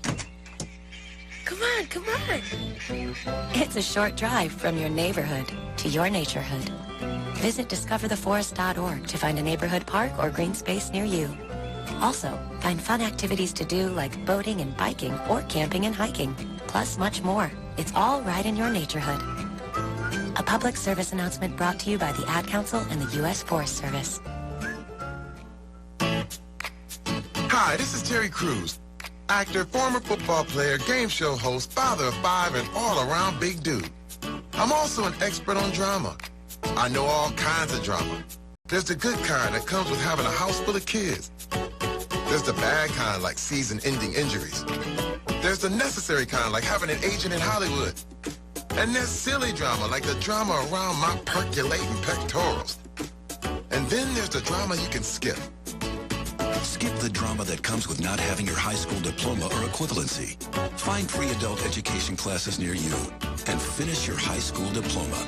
Visit finishyourdiploma.org. Or text diploma to 97779. Message and data rates may apply. Reply stop to opt out. That's diploma to 97779. And leave the drama to actors like me. Brought to you by the Dollar General Literacy Foundation and the Ad Council. About to wrap up halftime here at Robert E. Thorne Field. You can hear the Wolverine marching band in the background. Wolverines trailing it by a field goal, Chris, at the break, 17-14. Yeah, it's just kind of been a game of, it looked like one team was going to kind of become the dominant team, and then the other team would kind of come roaring back. Grove City, again, needs to put together some more long, sustained drives like they did on their last scoring drive. Keep the football out of this W&J offense's hands, because the one thing is W&J left some points out, kind of out on the field, and you don't want to give them as many good long possessions as they had in the first half.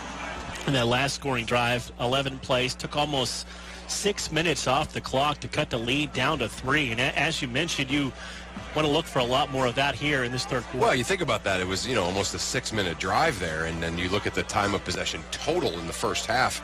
W&J 1950, Grove City 10-10. So, almost a 20 to 10 advantage for W&J in the first 30 minutes as far as time of possession. And so, again, Grove City fortunate that this is only a 3-point game. They just have to kind of turn the tide on many of the things that that didn't go well in the first half. And I say all that because it's only a 3-point game. So all these things didn't go well, but the good news is it's only a three-point lead. Wolverines 2 of 4 on third down. The Presidents 4 of 9 in that first half. And you mentioned it. Yeah, you look at the numbers and you'd think the score would be more skewed than it is. Right. Wolverines only had 113 yards of total offense and 23 yards rushing in the first half. Wow. Yeah, you think about Wesley Schools, how important he's been to this offense over the past 4 years. And, to hold him to just 33 yards, but Grove City still only down 3. That's a big story there because he's going to get a lot more than 33 in the second half. Kickoff for W&J to begin the second half.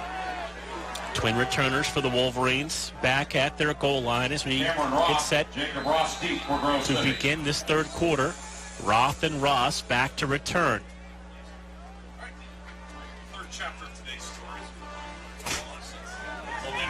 And we are underway here in the third quarter. Roth from his 7-yard line across the 10, 15, steps outside 20, and pulled out of bounds into the Wolverine bench, nearly 22-yard line. Ross on the run back, pushed out by Christensen. East in that first half, 5 of 8, 90 yards and a pair of touchdowns. Drake, 2 catches, 77 yards and a touchdown. Gustafson, 2 for 13 in a score. 66 yards, of course, coming on that first big completion that gave Grove City their first touchdown of the game. Drake and Caffrey go to the left. Gustafson to the right side. Give it to Wesley Schools, and Schools hit right at the line after a gain of 1. And driven back after that at second down and 9. Yeah, that was Sean Dorn again, the Nishanik product. Just came up and really hammered Schools there right at the line of scrimmage. Schools able to pick up 1, but nothing past that. Dorn 5'10", 215. Second down and 9. 3 receivers in the formation. Sheila on a wing. Play fake to Schools. East with time. Going to take a shot. Had Drake downfield. Ball underthrown and incomplete. Yeah, he had him. Yeah, there's no question about it. And he was able to set his feet, but just the route sort of outran East's ability to throw it down the field. That's all that was. I mean, there's a lot of there's probably some guys in the NFL that can't throw it that far. So just a good job by the W&J defensive back taking him beyond East's range. 3rd and 9, just underway, left to right here, third quarter. Play fake. East under some pressure. He's going to just have to tuck and run and gets to the 26-yard line. And on the opening possession of the third quarter, Wolverines will have to punt. Yeah, and that's take a shot early in the series, first or second down the field like that, and it's incomplete. That really only leaves you basically 2 plays to go 10 yards, and that's a tall order against this W&J defense. So 3 and out to start the half for the Wolverines, Mark. Break to punt for the 3rd time, averaging 27.5 yards per kick. Returners inside their 40-yard line for the Presidents. Good snap to break, gets the kick away. End over end. Caught at about the 32-yard line. Got across the 35 before being tackled after a short gain.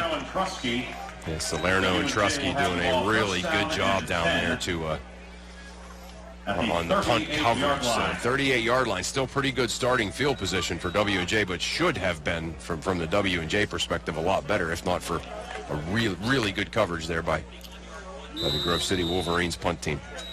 Adams, 17 of 22, 184 and a touchdown. Leading receiver, Josh Burns, 5 for 104 in the first half.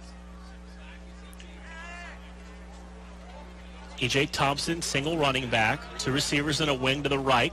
1 receiver to the left side.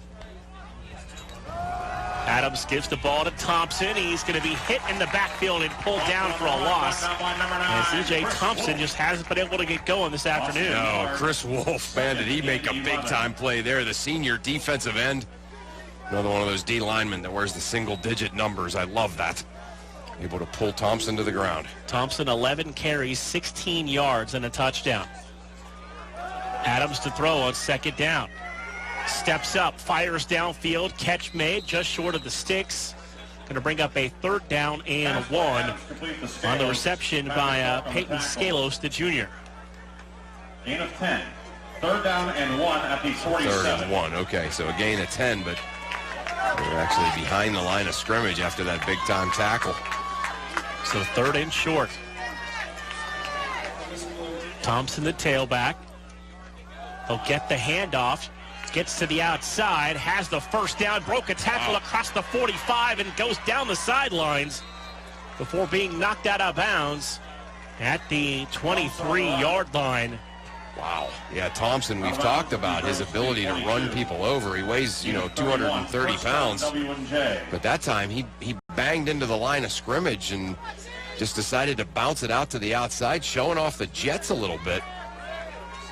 He's going to have to come out, though. I think he's still hurting a little bit from that first play of the game. Salerno going to check out, a little banged up.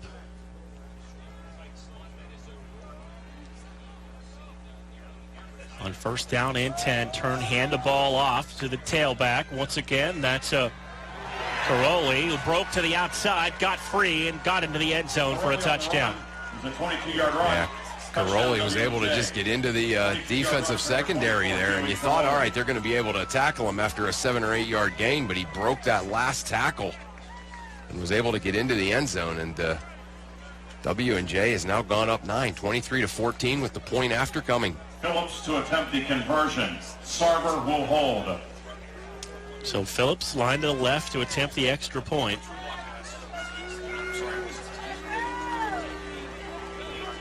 Sarver, the punter, is the holder. Play clock down under 5 seconds. Low snap. They get it set. Extra point up, and it is good. 11:51 to play, third quarter. W&J 24, Grove City 14 on 91.1 WSAJ. Listen, as a hiring manager, I've got to tell you, the best job candidate isn't always the typical candidate. Sometimes they're a grad of life. Meet the grads of life. Young adults of unique determination and experience. An ideal fit for your company in an entry-level position, internship, or mentorship. They might not have every qualification you typically look for, but they're exactly who your company needs. Sometimes the best candidates aren't the ones you're used to. Go to gradsoflife.org to learn how to find, cultivate, and train this great pool of untapped talent. Brought to you by the Ad Council and gradsoflife.org. Wolverines unable to move the ball in their opening drive, and the Presidents do on theirs. The lead now back to 10 at 24-14. Yeah, the good field position by W&J kind of set that up, and W&J, again, offensively, they've been able to move the football and put together long, sustained drives all day long. Grove City needs an answer now, down 10 with 11:50 to go in this third quarter.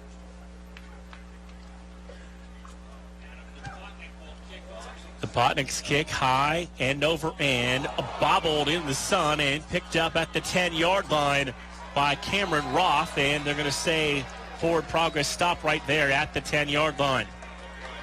Yeah, Roth was able to get it off of Ross's. Ross kind of looked like he almost lost it in the sun. Bounced off of his helmet very dangerously, but Cameron Roth heads up the other returner, able to pick it up, but as soon as he got it, scooped it up, turned to look upfield. He got blasted by W&J's number 7, Colin Christensen. So first and 10, Wolverines at their 10-yard line. Sheila in motion in the backfield.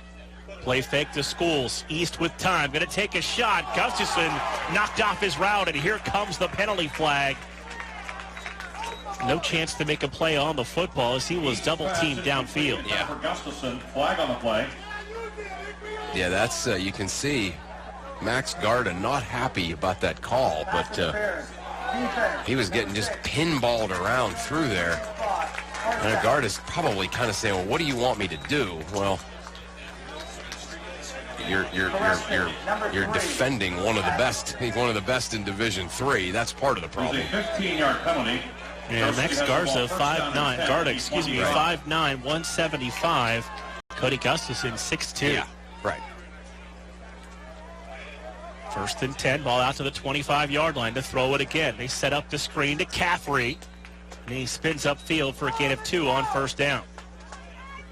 Yeah, just not much there. Pretty well defended out there by the very athletic and fast defensive backfield of W&J. Caffrey's career high in receptions came last year in Washington, PA, against the Presidents in his freshman year. Wow, that was East's first start, right? I believe so. Yep. So second down and 8 coming up. Gonna run the option, toss to Schools, looking for a hole, gets a block across the 30, dives out to the 34-yard line, and a flag at the end of that play. On the run. We're gonna get a hold. Flag on the play. Maybe that set Schools loose there. Personal foul. Illegal block below the waist. Number 80, offense. 15 yards from the previous spot. So Caffrey going to get called for the illegal block. Second one of those on the Wolverines here today. Jeez.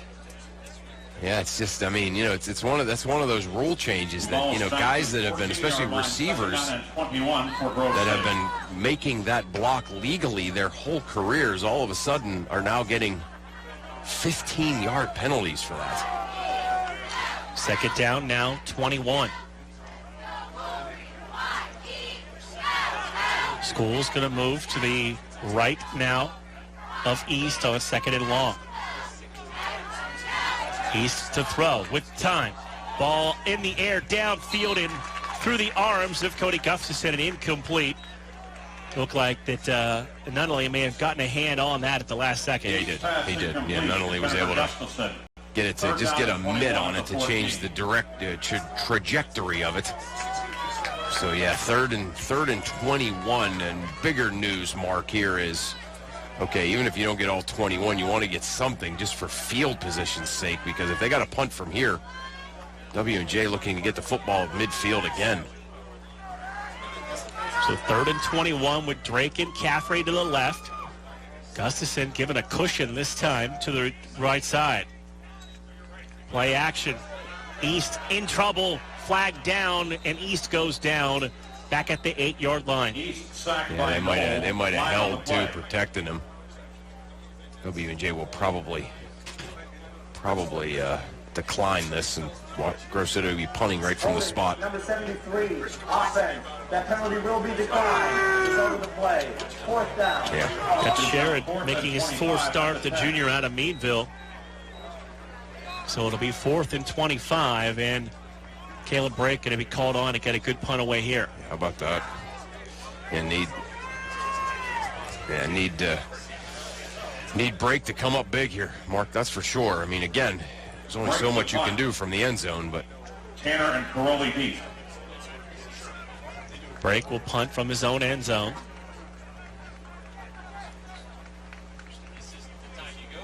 Gets the kick away. Nice kick. Back to the 48-yard line. Across the 40 to the 35 and down to about the 27-yard line. Brake got a good kick away, but it was low and returnable to the 27-yard line. Yeah, he did. That was the problem with it, right? He got a good foot into it. He got it from the end zone out to the 50, but the problem was, right, is the punt returner was able to just catch it in full stride, pick up 10 yards before there was even any red shirts around. So first and 10, Presidents at the Wolverine 26-yard line. Receiver in the wing to the right side, 2 to the left. Tailback 2 yards behind Jacob Adams, who's back to throw. Turns around, sets up the screen. Receiver made the play on the football, got inside the 15 and down to the 12-yard line. Did Jack Ryan also got a big block at the end to spring him on that reception. Yeah, Jack Ryan, again, he's certainly carving out a nice football game here for the Presidents. 12. First down, W&J. Caught that about 5 yards down the field and then was able to pick up about 10 or 11 yards with his feet. Down to the 12-yard line. One receiver right, 2 to the left. Split backs down in the backfield for Adams. Hand the ball off to Ryan, who tried to bounce outside, got through a shoestring tackle and drives down to the 4-yard line. Ryan on the run, brought down by Graviak and Wolf. Ryan down the depth chart, but has looked pretty good today, the junior. Certainly looking pretty good, just knifing right through the Wolverines like the other Jack Ryan did it to the IRA and the Patriot. Never know sometimes. Been waiting to use that one. Second down and 2. Reverse handoff to Ryan. Dives for the goal line. He'll be shy of that, but it's going to be a first down for the Presidents. Ryan on the run, brought down by Salerno. Yeah, Salerno, a kind of a touchdown saving tackle there, but still W&J knocking on the door again. First down, W&J. First and goal for the Presidents. So first and goal, Presidents from the 1-yard line. Ryan, the tailback. Going to get it on the handoff. Ryan hit the line, spun forward. It got into the end zone for a touchdown. Initially, he was stopped, but spun off of one of his linemen and into the end zone for the touchdown. Yeah, Grove City did a great touchdown, job walling up there. For WJ has to leave for one play, helmet off. Yeah, Grove City defensive line did a great job walling up, but Ryan ran into the wall and just kind of kept the feet churning and eventually spun and was able to get the football across the goal line with his hands. W&J now up 30-14 with the point after coming. Phillips extra point.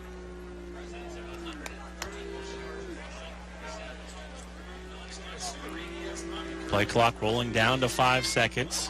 Snap, rush, kick up, and the extra point is good.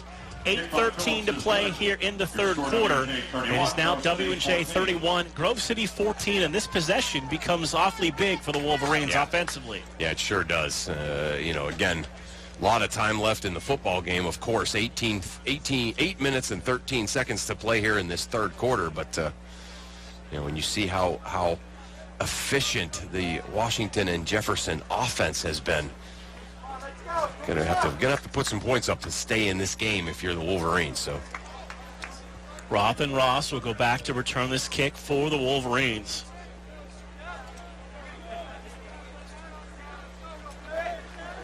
$8:13 to play here, third quarter. Wolverines right back home for the third of 4 home games next week against Carnegie Mellon. 2 o'clock kickoff for homecoming. Yeah. Certainly 3 of the premier teams in Division III back-to-back with Case Western, this W&J team, and then CMU next week. So a tough grind here, tough 3-week stretch here for the Wolverines. And then on the road to Westminster the following week. Wow, So basically the other 4 teams that are predicted to be the top in the PAC, along with Grove City, 4 weeks in a row. Ross across the 15 to the 19-yard line and then driven back right near the 20. Ross on the run back. That's where the Wolverines will have it, going left to right here with 8:06 to play, third quarter. Yeah, you said it, Mark. 8:06 to go here, third quarter. Need some points right now against this Washington and Jefferson team. Wolverines going to break the huddle, head of the line of scrimmage. Remains overcast. Chance of some showers with the humid day throughout the afternoon. Yeah, it's hotter than you think. It's kind of one of those days where it doesn't seem necessarily hot as the second you walk outside, but if you're out there for a while, it's warm. East going to give the ball to Schools, runs right up the middle, drives the feet, and down to about the 24-yard line. Schools on the run. Yeah. Brought down by Duran. Nothing wrong with being kind of patient here and second down and 4 for Grove City. Keeping Schools on the ground, and you just got to score. It can be certainly a long drive here, but you got to get some points on the board and get this thing back to 10 points. Second down and 5. Play action, swing it out into the flat. Roth makes the catch. Pulled down after a gain of about 1.5 yards across the 25 to the 26-yard line. Pass complete. Bring up third down. Yeah, Cameron Roth does so many things for this team. He's like the Swiss Army knife. Backup quarterback, wide receiver, kick returner, punt returner, special teams extraordinaire. Making the catch there, setting up third and short. Third down, long 2.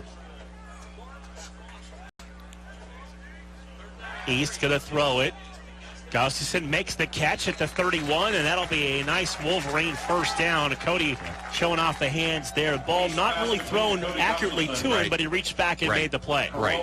Not only did he catch it, he was double covered out there. And, East had to put a lot on that, and it kind of sailed on him a little bit. So, yeah, that was a big-time catch. First and 10 at the 31. 2 receivers left, 1 to the right side. Sheila on a wing to the right. Play fake to Schools, down and out. Gustafson makes the catch, turns up field, and East and Gustafson run that play to almost perfection. Yeah, that's our favorite, right? We always talk about that. You need to pick up 4 or 5 yards, and loosen up the defense a little bit, run that play several times in a row, and that's what Grove City's got going here on this drive. Gain of 7, 2nd and 3. Down under 6.5 minutes to play, third quarter. Play clock, plenty of time, down to 17 seconds.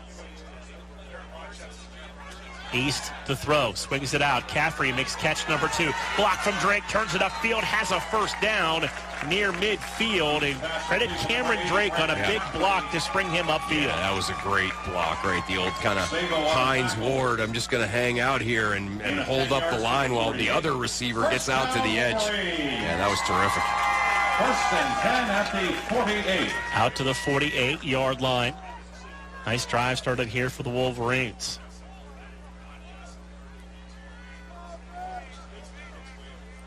Three receivers in the formation. Play fake to Schools. Drake fell down as he got tangled up with the defensive back that time in Delonte Nunnally, and it's incomplete. And Nunnally and Drake have had a really good battle going this entire game out there. Yeah, that time neither one of them really gets the win, but Drake just falls down. 2nd down and 10, 5:43 to play, third quarter. 31-14, W&J with the lead.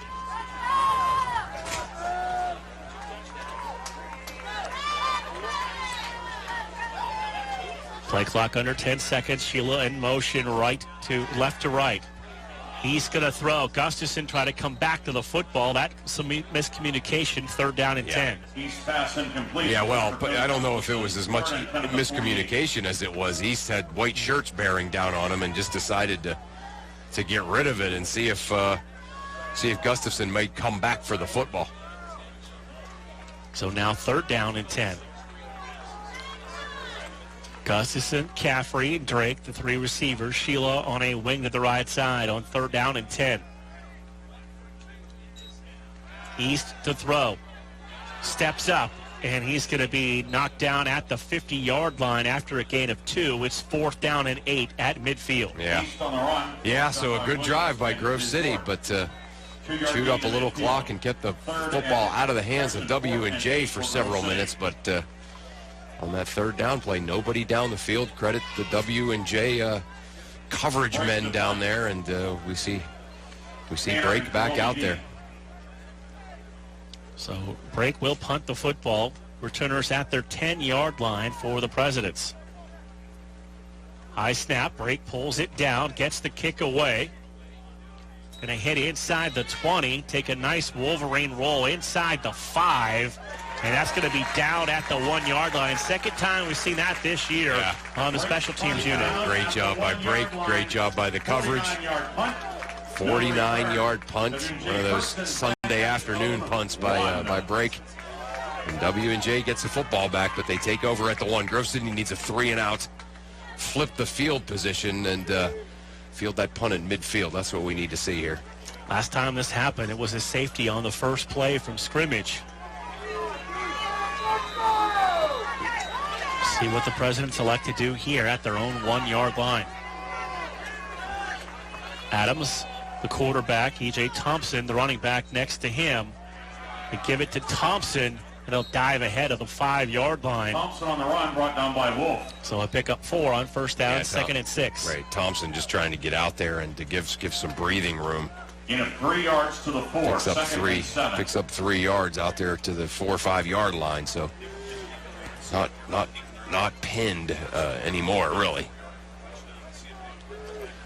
2nd down and 7, 4:20 to play, 3rd quarter. Thompson remains the tailback. He'll get it on the reverse handoff, runs to the short side. They try to string the play out, and it's going to bring up 3rd down after a gain of a couple on the run by E.J. Thompson. Yeah, that was actually Caroli again, Mark. He's had such a good game, Yeah, Caroli, we talked about the 1-2 punch of W&J with West and Thompson, but Caroli's given him the same thing that West has been giving him. So 3rd down and 4. 1 receiver to the right, 2 to the left side. Adams is going to throw back of the end zone, swings the ball out into the flat. Receiver makes the catch. Caroli cuts it upfield, has a 1st down out to the 24-yard line. Pass complete to Caroli. Graviak on the tackle.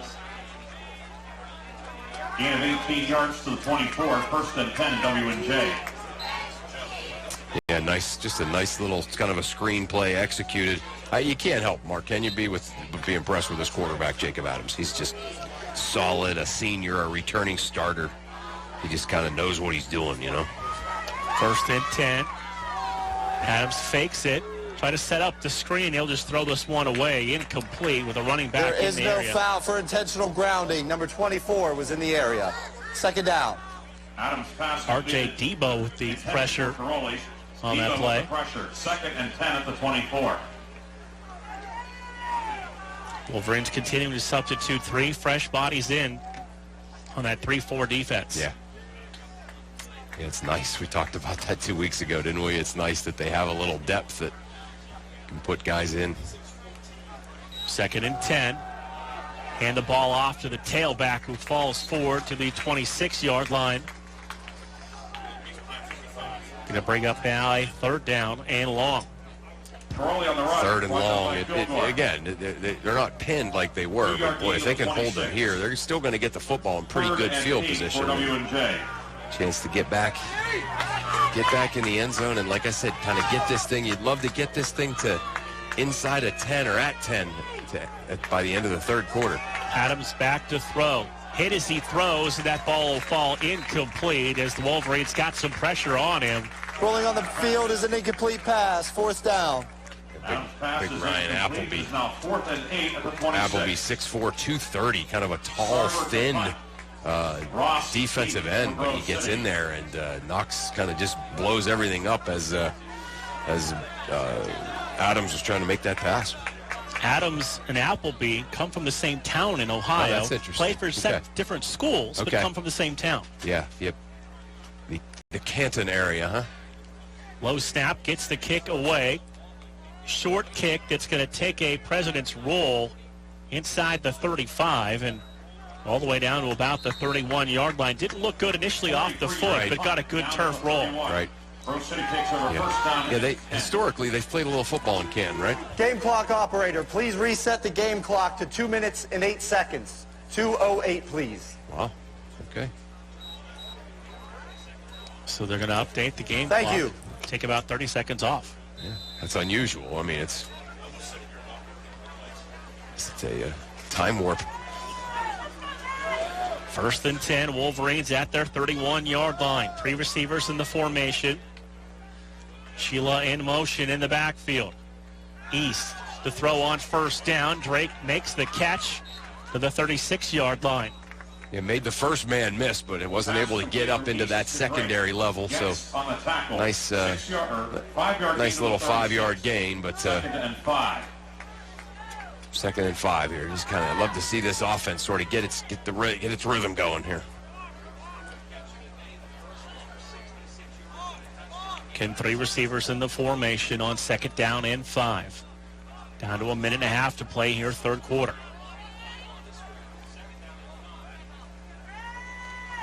Turn, give it to Schools. Had a hole up the middle, and he was just tripped up from behind. Coming in, making the tackle, that's Sean Dorn. We've talked about him all afternoon. Made a nice play. He's having a great game. Right, nice. I'm sure he's got a nice big crew from his hometown, his family here, probably in Neshannock. Like I said, just a few minutes down the road.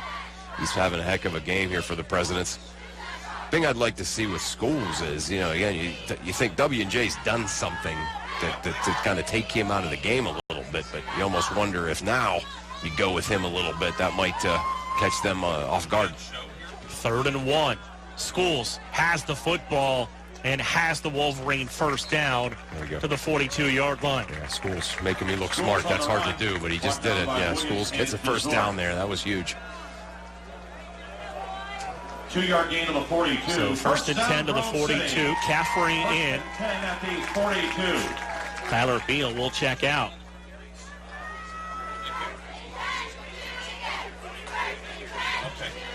Two receivers go to the left side. That's Drake and Caffrey. Gustafson to the right side. Sheila on a wing to that right side. Play clock under 10 seconds. East takes the football, looks to throw. Try to throw the down and out to Gustafson, and that time, Nunnally jumped the throw and knocked the ball away. He wasn't having it that time, was he? We've certainly, if you and I have talked about how much success Grove City has with that play, you can imagine the coaches are too. So, flag on the 42-yard line as well. Ineligible receiver downfield. Number 75, offense. 5 yards from the previous spot. Second down. That's Sal Spinoza. Correction. First down. 33rd start of his career for the Wolverines, the 6'2", 315-pound senior. It's not a play you usually see a legal man down the field on. It's usually on a screen play or on a bomb. What was he doing, just running a wind sprint down there? What the heck? So 1st and 15, final play of this third quarter coming up. Two receivers to the left side, one to the right. Going to give it to Schools up the middle across the 40, down to the 44-yard line on what is the final play of the third quarter after This is the end of the third quarter. W&J 31, Grove City 14 on 91.1 WSAJ. Welcome back to the Dog Show. Up next, we have Satchmo. Satchmo is a member of the Shelter Pet Group. That's right, a group known especially for their couch-snuggling, ball-chasing, face-licking, tail-wagging, backyard-hanging, and, of course, companionship. And what breed would you say Satchmo is? I'd have to go with maybe a lavish terrier-hound chihuahua-looking kind of mix. Tremendous dog. I'd also like to point out Satchmo's coloring, a white, gray, brown, black brindle, simply marvelous. You know, it's such a treat to watch a dog like this. Now, let's see him in action. Look how he makes eye contact with his person. That's actually known as the treat stare. How intuitive. And now he appears to be excitedly turning in circles. Ah, the happy dance, so common with this group. And finally, the loving face lick. It's great how he just gets in there and, well, licks. Fantastic. But really, the best way to know an amazing shelter pet like Satchmo is to meet one. Visit theshelterpetproject.org today. Adopt. Brought to you by Maddie's Fund, the Humane Society of the United States, and the Ad Council. Final 15 minutes of this one put up on the scoreboard. Numbers through 3. Wesley Schools, 16 carries for 53 yards. East, 11 of 18, 121 and 2 touchdowns. Yeah. Yeah, no, you and I were talking off air. If they can get points here, they can sort of stay with the, kind of the usual game plan here for a while. But they don't score here, then all of a sudden you're in desperation time. Two receivers to the right side. Line shifts for the Presidents. East play action with time. Fires middle right into the belly of Caffrey, who makes a nice rolling catch for the first down. He didn't have a choice but to catch that football. No. Yeah, he fell, and it was kind of just on him. First down, Grove City. Ryan Briggs and I were joking last night. We were down on the field, and the coach we were interviewing was actually playing catch with his big-time quarterback, and you don't realize how much velocity that ball has on it down on the field when you're sitting up here. But I'm sure that ball had to hurt. Two receivers again right. As East is back to throw with time. Looking for Drake. Makes the catch at the 5 and pushed out of bounds. Another big play in the passing game in triple coverage. Yeah. And Drake came out of there with the football. How about that? Yeah. Wow. Yeah, Drake in triple coverage just kind of watched it in. 37 yards. W&J guys did not see where it was. First and goal at the Drake able to haul it in and sets up Grove City first and goal on the 4-yard line. That is one of the things we've remarked about, how nice of a deep ball Josh East throws. He does. He really does. Yeah, and Drake is so fearless. We've talked about the fearlessness of Herian Gustafson. First and goal at the 4-yard line. Schools up the middle into the end zone for the 4-yard Wolverine touchdown. Yeah, big-time block, big-time push by the offensive line. Great block by the fullback, Jake Shayla. So again, great job by the Wolverines, and back in this football game. 31-20, 13:55 to go here in the fourth quarter. Snap down, extra point by Morrow is up and good. And that's what you were calling for, a big touchdown drive, Chris, for the Wolverines. They cut the lead to 10 with plenty of time to go. Plenty of time, right. Yeah, no, in other words, that changes the whole tone and tenor of this game. You're down 31-14. You're just trying to hang on and survive here. But you get that touchdown, you cut it to 10. Still almost 14 minutes to play. Now you're just making stops and putting together some drives. A couple of big catches on that drive from not only Drake, but Braden Caffrey is having himself a nice afternoon. Yeah, he really is. That was a big catch. That was not an easy catch because he'd fallen down across the middle of the field. Caffrey, sophomore out of Ashburn, Virginia. See him coming on throughout the year like he kind of did last year as a freshman. Yeah, he's playing great. When teams focus on Drake and Gustafson, he's going to have his opportunities. He's a great third receiver. Yeah, there's no question. Brake with the ball teed up at the 35-yard line. President's looking into the sun on this return. Brake's kick, end over end, but short at the 9. Across the 10, 15, speed to the 25, and down to about the 26-yard line where the Presidents start with 3:49 to play here in the fourth quarter. Yeah, that's you like that. You like seeing that. First down and 10. Because it looked like, oh boy, he caught it with a full head of steam at about the 20-yard line because it wasn't a great kick by Brake for once. He usually gets his foot into it. Not that time, but good coverage down there by the Grove City kick team. So here we go. Grove City needing a 3-and-out here. First and 10 for the Presidents and senior quarterback Jacob Adams. 3 receivers in the formation. Adams turns, hands the ball off. That's Carolla trying to get to the outside. Caroli, excuse me. Caroli on the run. He's down just shy of the 30. Patrick Mark coming up from his safety spot to make the stop. 2nd and 9 for W&J. Mark, Palm Beach Gardens, Florida. 3-year starter at safety.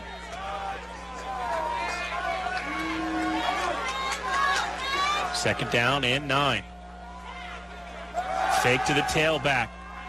Gonna throw, fires downfield. Receiver is open across the 45-50 and out of bounds in Wolverine territory near the 45-yard line. That's Peyton Scalos who found an opening in the defense. Yeah, Scalos, again, he's put together certainly a nice game, too. 26 yards.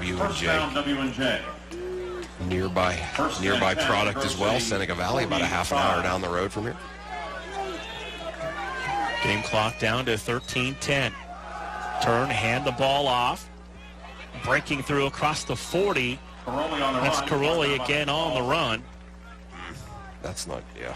One of the Wolverines slow to get up. Yeah, it's Jackson McFall. He got hurt on the tackle. Yeah, that's not good. Timeout. Timeout. Injury. So they will come over and take a look at McFall, who's already taken his helmet off. Yeah, he knew right away. You could see he made the tackle, took one step, and kind of put his hand up towards the sideline like, come on out here. So both teams head to their respective benches as the training staff over there, led by Rick Hawk over there with Coach DiDonato. Yeah.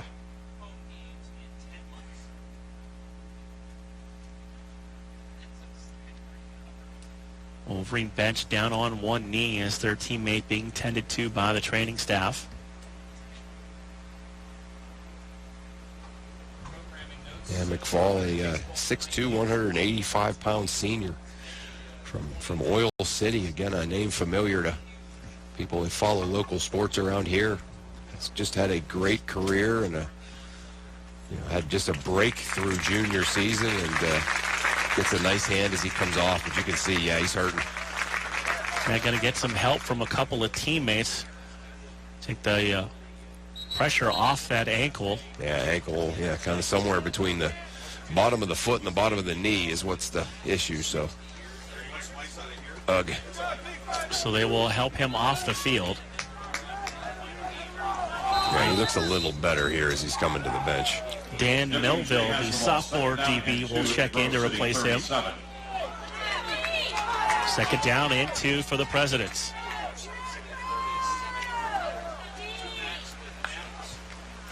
Turn, hands the ball off, and again on the carry, and that's Caroli to the 34-yard line. Caroli on the run. And that'll be a first down for the Presidents. Appleby and Kilgore. Gain of 3 to the 34. Caroli, just a couple of carries on the season, Mark, coming into this game today, and all of a sudden is just playing, kind of taking over the feature back role today with some injuries. 2 receivers right, 1 left, wing to the right side. Adams out of the pistol. Turns, reverse handoff. Caroli running to the short side, tries to string it out to the corner. Patrick Mark made initial contact and he was able to fall forward to about the 30-yard line. Yeah, that is the old stretch play. And people don't call it that as much anymore as we used to. But yeah, that Caroli was just kind of stretching that out a little bit, and able to pick up 4 yards there on the first down play. Going to go right back to the line on 2nd down and 6. Wolverines hustling a couple of players off the field.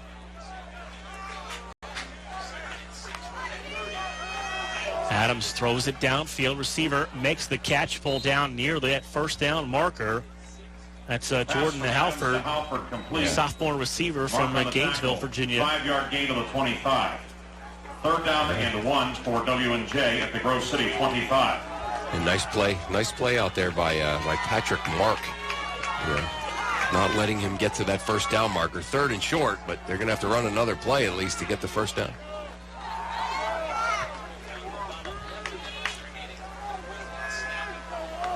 Takes the snap, hands the ball off to Caroli, cuts back between the formation right up the middle, and has the first down to the 23-yard line. Number 34 for W&J must leave the game for 1 play. Helmet off. Salerno on the tackle. They love that call, don't they? We've seen that more today than I think we've seen all year. W&J has first down and 10. It's John O'Rourke, the freshman. Caroli now over 70 yards rushing on the day. He's been something. 1st and 10 for the Presidents. They're going to give it to Caroli once again, and this time nowhere to run. Coming up to make the play defensively, that's Cameron Good, the senior. Yeah, Cameron Good is good. Timeout. Injury. Another one of the Wolverine defenders down on the field at the 16-yard line. That Colton Young.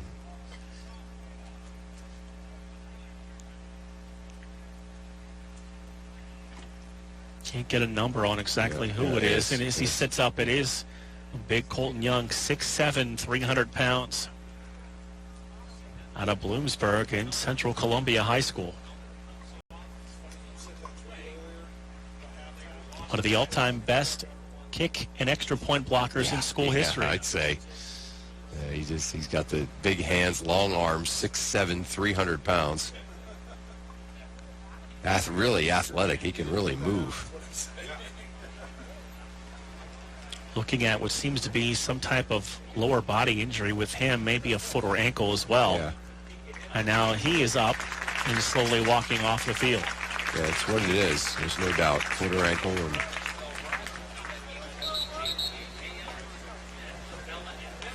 Interesting. So he'll make his way to the sidelines. Game with trainer Rick Hawk. 2nd and 14 coming up.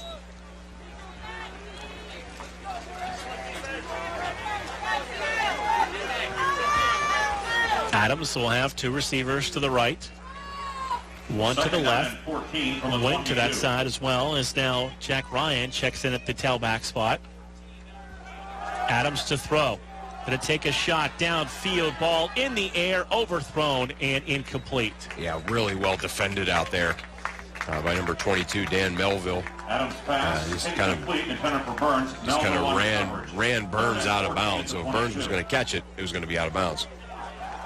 Had been a box out a basketball coach would have been proud of. Exactly. Just box him out of bounds, right? Yeah, that's what you always say. Box him out of bounds.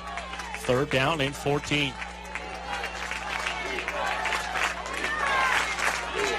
Adams takes the team right back to the line of scrimmage. Ryan, the tailback, back to throw. Fires, receiver separated from the football and incomplete. And there's Dan Melville again. It is 4th and 14. That play's making the highlight. That play's making the 2019 Grove City College Wolverine highlight film. We've seen Melville make some big plays in his young career. Yeah. That was just a good old-fashioned stick. So 4th and 14, and the Presidents will keep the offense on the field. 3 receivers, 2 to the right side. Adams to throw, going to take a shot downfield. Looping ball, knocked away and into the receiver's hands for a Presidents touchdown. Yeah, Patrick Mark was over there. He got past Melville. He beat Melville, Burns did.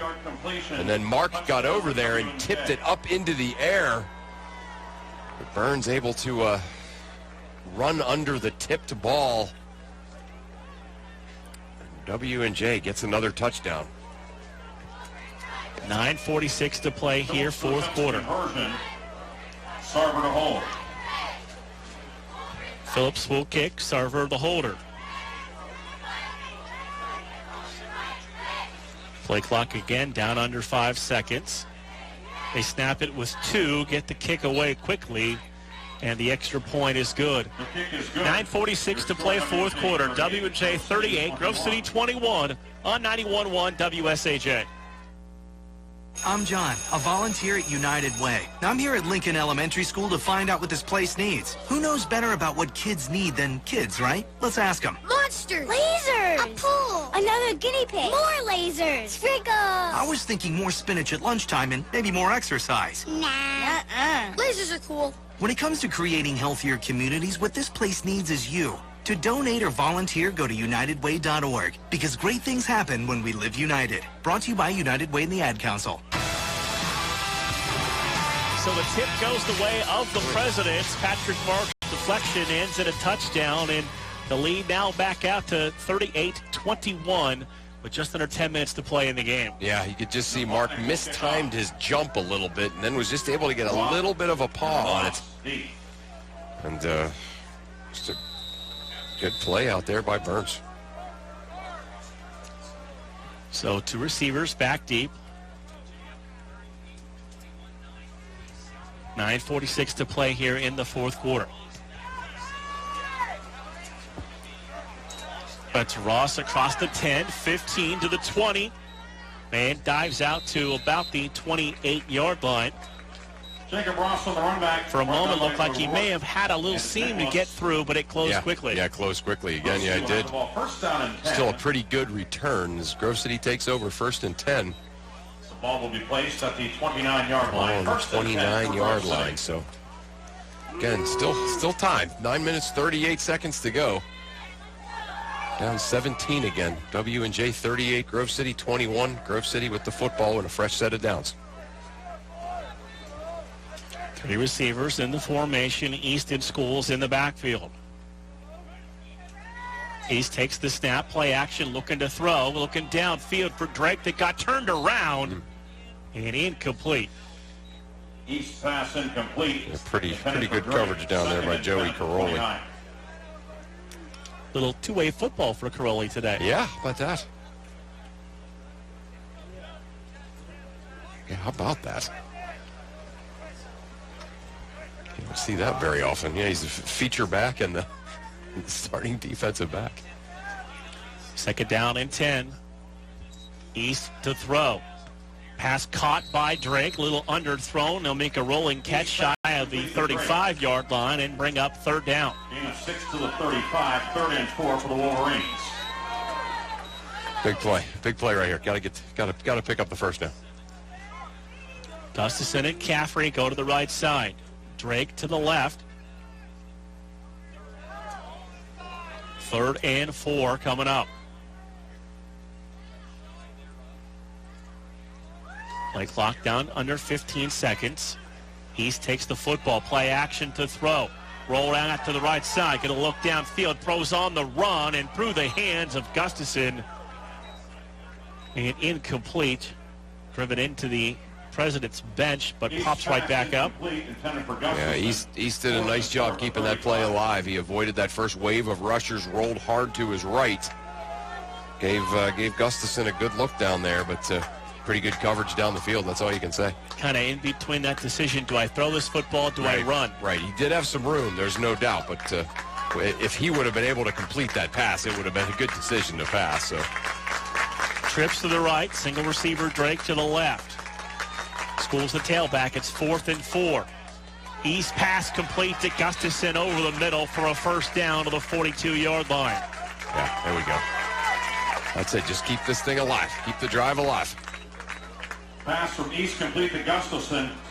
Gain of 7 to the 42. First down, Grove City. First and 10, Wolverines at their 42-yard line. 8:30, clock rolling, fourth quarter, 38-21 Presidents.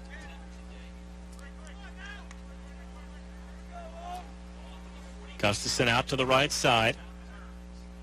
Play fake. East with time, rolling right, looking downfield. He's going to unload this one into the bench. There is no foul for intentional grounding. The quarterback was outside the pocket. Second down. All right, there you go. Doing some analysis for us there. I love getting the explanation. Yeah. Yeah, I mean, on the non-calls. Usually you get explanation on calls, but on the non-calls you don't, and that's what he's done that for us a couple times today. Second down and 10. Pretty sure he could do my job. Timeout. Injury. There's a player down for President. It is Caroli. He's had himself a busy afternoon today. Cameron Drake over to check on him. You know, he got hurt just moving out to his spot there after the huddle broke. And that's one of the ones you sometimes have to worry about when there's no contact. Yeah, he just, right. The huddle broke, and he was just moving out to defend Gustafson out there, and they're getting him something to hydrate, too. With all those plays and the humidity, it could be cramps, too. I mean, 17 carries, and, you know, he's pretty much become the feature back here since the middle of the second quarter. And now he's out there trying to defend one of the best receivers in the President's Athletic Conference. Yeah, I mean, that's homecoming next week, 2 o'clock. The Tartans of Carnegie Mellon come to Robert E. Thorne Field, 2 o'clock kickoff.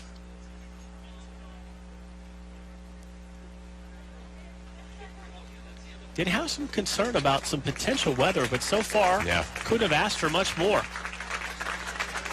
Caroli up and walking towards the bench of the Presidents. You can see it doesn't look like he, you know, necessarily like really hurt knee, ankle, or something. It might have been a cramp. It might have been a tweak of something because he's walking slow but completely normally. Second down and 10. That hurts him on offense, though. I mean, yeah, he probably put him out there to try to shut down Cameron Drake, but second down and 10. Nick Freewald, the sophomore defensive back, checks in.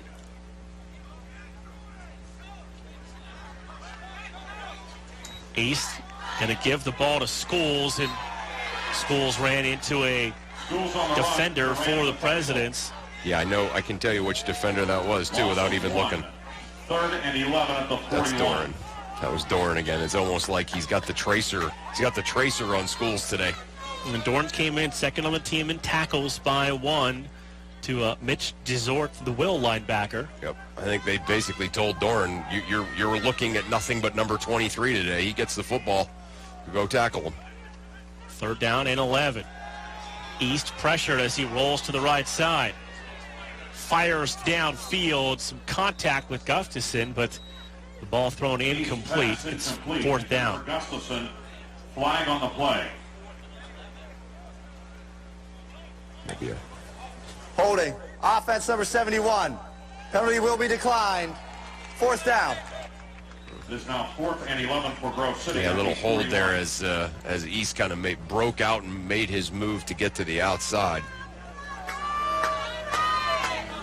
So 4th down, and the offense remains out on the field for the Wolverines with 7:35 to play, trailing it 38-21. Yeah, you kind of do the math, how many possessions you need. This is the right move right here. Play clock down under 14 seconds. Timeout. Washington Jefferson. And now the Presidents will use a timeout. First charge timeout. They had single coverage across the field with one safety over the top, that time protecting if Drake should be able to take the top off of the field, and didn't like the look, so they used a timeout. Yeah, probably pretty smart. Again, you know, we've talked at great lengths about some of these head coaches in the President Athletic Conference. Certainly the Wolverines have a great one. We have a great one in Coach Andrew DiDonato, but Mike Sirianni, he's done a few things too in his 17 years at W&J. Played for Mount Union, and Mount Union, of course, kind of started that great run, brought that winning to Washington and Jefferson, so pretty impressive. A 93 grad of Mount Union that, year in and year out, they're one of the teams you talk about. Right, both of those programs, yeah. So the Presidents with 2 timeouts remaining, Wolverines with all 3 with 7:35 to play on this critical 4th and long. Interesting history fact about them being called the Presidents. Did you know that it was Washington College in 1781? That's before Washington became president. They named it after Washington because of his, what he did as a general. And then Jefferson was added to it in 1865. They combined 2 colleges. Before he was president. Yeah, how about that? That's impressive. 4th and 11. Trips to the left side. East pressured from the backside, and he's going to be sacked back at the 33-yard line. And one of the Presidents a little slow to get up as well. Timeout. Injury. Oh, yeah, he is. He looks. East sacked on the play by Noel and Doran. John O'Rourke. So the Presidents will take over on downs. 1st and 10 at the 33. After the injury stoppage here at the 30-yard line.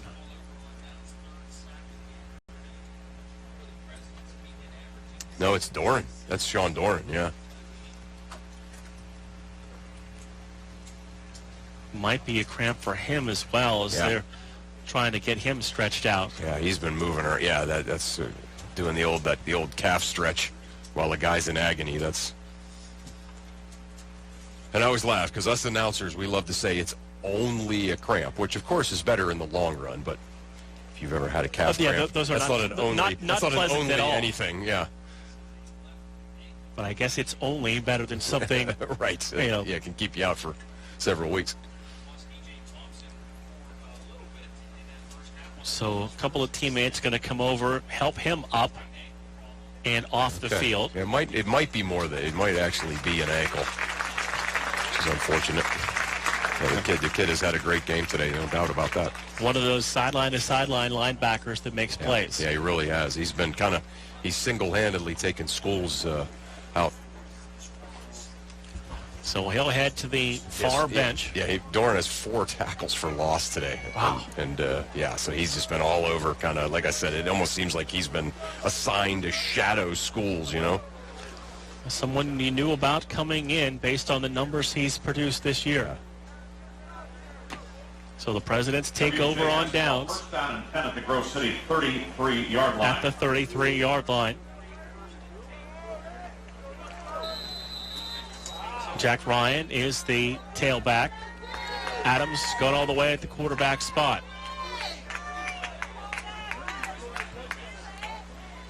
Two to the left, one to the right side. Ryan turns, hands the ball off to Adams, bounces it outside, and stretches for the 30-yard line. Ryan on the run. Give him a gain of 3 on 1st down, 2nd down and 7. Yeah. 3-yard gain to the 30. You can see W&J what they're trying to do here, obviously, is keep the ball on the ground and keep the clock moving and, just limit Grove City's possessions. Grove City down 38-21, so obviously needs multiple possessions to get back into this game. President's going to break the huddle with 15 seconds on the play clock. Same formation, 1 receiver right, 2 to the left side. Ryan, the tailback. Back to throw on 2nd down, taking a shot downfield and overshoots his intended target at incomplete with good Wolverine Number coverage 62 for downfield. W&J has to leave the game for 1 play. Helmet off. Adams pass incomplete to Jennifer Scalos. 3rd and 7 at the 30. Josh Freeman. Yeah, I'm sure that's happening a lot in this game, but you also there must be kind of a concerted effort by this particular crew to watch that like a hawk, One of the safety concerns that they're keeping an eye out for this year. Right. Yeah, 6 in 1 game, that's got to be the most that we've ever seen. 3rd down and 7 for the Presidents. Going to hand the ball off to Ryan. Sutter steps out of a hole in the backfield, pulled down, and 2 flags on the play. Brought down by Mark. Flag on the play. During the run, holding, number 34, offense. 10 yards from the previous spot. Third down. Correction. They're going to decline, take the result. 4th down. All right. So the penalty on John O'Rourke that was declined. 4th down and 6 for W&J at the Grove City Jack 39. Ryan trying to bounce to the outside, but there was clear and present danger there, and Grove City able to make the tackle. I have nothing. Nothing. 4th down and 7. Play clock now down under 10 seconds. So the Presidents run it down and take a timeout here as they look towards the bench. And that's what they'll do. Timeout. 1 second W&J, remaining. second charge timeout. 6:03 remaining here in the 4th quarter. 38-21 Presidents. Again, ahead on the schedule next week. Homecoming, 2 o'clock, Carnegie Mellon. Before 3 straight road contests for the Wolverines. October 12th, 1 o'clock at Westminster. October 19th, 1:30 at Waynesburg. Well, you'll join me on the road for that That's right, one. yes. Yep. And then November 2nd at St. Vincent for a 1 o'clock kickoff.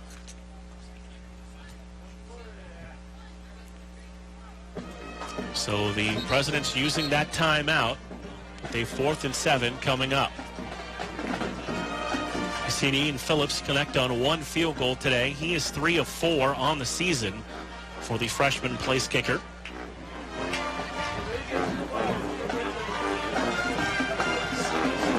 Wind has died down a little bit at times, and then just as I say that, it picks back up. Yeah. So 4th down and 7 for the Presidents. Ryan, the tailback. Adams, the quarterback. 2 receivers to the right. 1 to the left side. Adams now drops a couple yards. Oh, excuse me. Ryan drops a couple yards behind Adams. Fake the handoff. Sprint rollout. Throws downfield, and that pass is incomplete. And the Wolverines are going to take over on downs. Ryan Pass incomplete, intended for and Adams looking for a flag. Yeah. I don't think the ball was catching. Yeah, Dan, right. Yeah, Dan Melville got there, and about the same time. Maybe could have been called, but I think it was a good no call, to be honest with you, based on sort of the pass and everything else.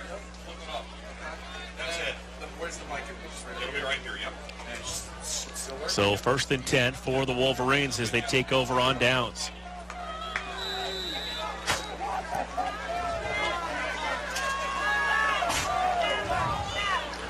Also back out on the field is Joey Caroli at the defensive back spot. East to throw it. Avoids the rush. 2 flags downfield. Pass caught by Caffrey to the 46-yard line, but let's look at the penalty flag first. Flag on the play. Prior to the pass, holding, number 70. Offense, 10 yards from the previous spot. Still 1st down. So the holding penalty is going to back things up on the center, Jeff Matthews, making career start number 26 here today. Yeah, 1st and 20 here, so Grove City making it tougher on itself. East to throw. Drake makes the catch, turns upfield, and dives down to about the 30-yard line. Getting the penalty yardage back, plus maybe 1 or 2 extra, so that's a heck of a 1st down play on 1st and 20. Cameron Drake's big season continues. 8 of 11, 2nd and 9 at the 30. East to throw it, going to take a shot.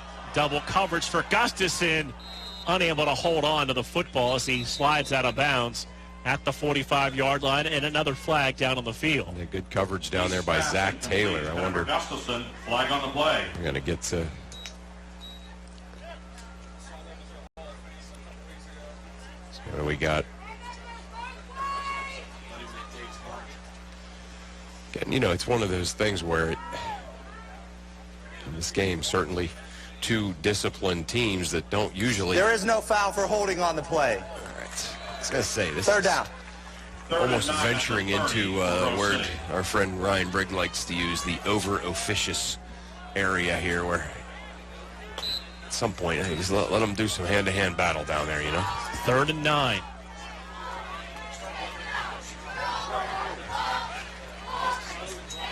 East to throw. Quick completion upfield. Gustafson makes the catch to about the 36-yard line. It's going to bring up 4th down for the Wolverines. 4th and just about 2. Pass by East complete to Gustafson.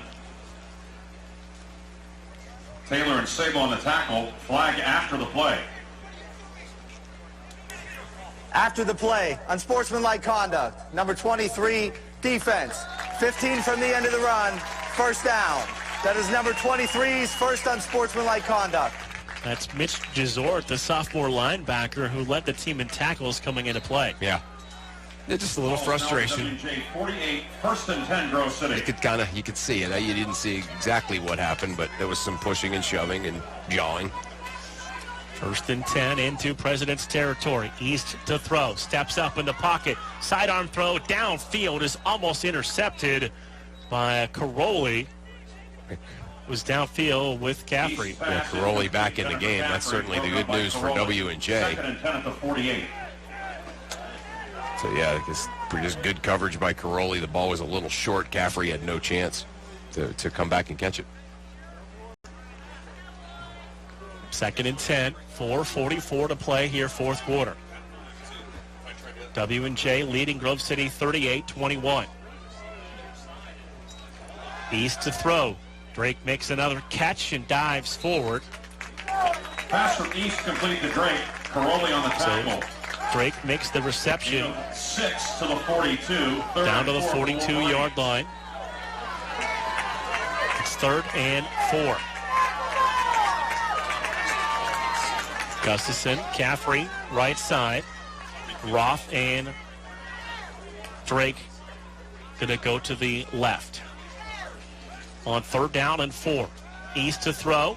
Downfield and in and out of the hands of Cameron Roth, who was hit right at the moment the ball arrived. That's Max Garda, a name we've certainly talked about today. Garda whacked him right as the ball arrived, so it's a good play by Garda, not necessarily a bad drop by Roth. So 4th down and 4. Again, Twins receivers right and left. Schools the running back.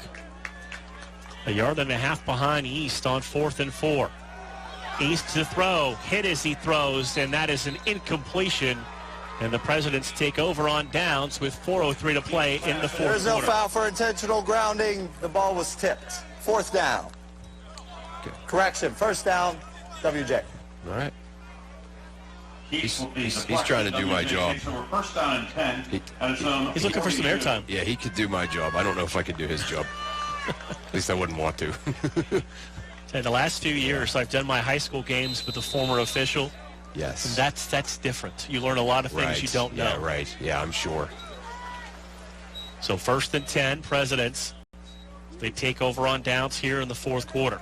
Right. I still have that, as a player, just hit them, run hard, smack them. That's kind of my, those are my go-tos in my mind. That's all I know. Hand the ball off to Ryan on 1st down, and Ryan gets the ball up to the 45-yard line. Gain of 2 on 1st down, 2nd and 8. 45.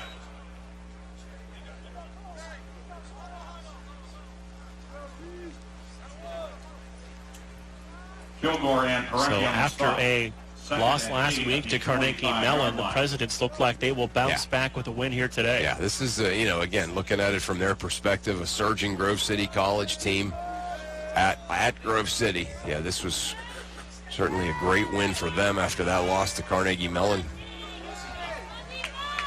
2nd down and 8. Going to give the ball to Ryan again. He'll pick up about 3, bring up 3rd down and long. And you're talking about a team that their best receiver, Andrew Wolf, did not play today. Didn't play, and I don't think the starting running back played either, right? Jordan West didn't play for him either. So, West and Thompson came in almost virtually even in rushing yards on the season. It's amazing. And it's been more Ryan And Caroli carrying the ball today. Right. And again, that's what we talk about with the, sometimes they're 2, 3, 4 deep. 3rd down and 6. Going to toss to Ryan, running to the short side, pulled down from behind on a nice downfield tackle by Luke Salerno. Second in the conference in tackles. Grove City, first charge timeout. The Wolverines take a timeout with 2:35 to play here in the fourth quarter. It will be 4th down and 8 from the 45 for W&J. You talk about the linebacker group, Chris, and it's a combination of upperclassmen and underclassmen with Salerno in there as the senior. Right. And then Fryermuth is a freshman. Kilgore's a sophomore. Grabiak's a sophomore. A lot of youth at the linebacker spot that's played well so far. Youth and talent. That's right. Yeah, there's no question. In scores from around the country, fourth quarter, Pitt 17, Delaware 14. Personal foul. Illegal block below the waist. Number 62 on the offense. That penalty will be declined. 4th down. So 4th down and 8 coming up with 2:35 to play here in the quarter. And the wind has shifted a little bit. It was blowing from right to left. Now it's left to right. Yeah. Yeah, you could feel it just all of a sudden kind of came right in at us in the press box, which is okay with me. So they will punt the football away. Jacob Sarver to punt. Gets the rolling kick away that's high, end over end, and short. Wolverines just back away from this one. And around the 30-yard line is where the Wolverines will take over. Yeah. Yeah, so 2:28 to go. And again, there's all kinds of different thought processes that are going through your head as a coach here. But, you'd like to maybe put something together here, obviously, to get a little momentum, to feel some momentum coming into the locker room here. And so I don't know. We probably will not see, the Grove City offense be conservative here. So it is Gustafson and McCaffrey to the right side. Cameron Drake to the left. 1st and 10 from the 30, East to throw. Takes a shot, ball downfield, overshoots Gustafson, and incomplete on 1st down. Yeah. East pass. These are some great, we haven't talked enough about this, Mark. These are some great coverage corners out there. That one looked like it was Sharif Salvi out of Erie, PA, prep kid. Yeah, that was.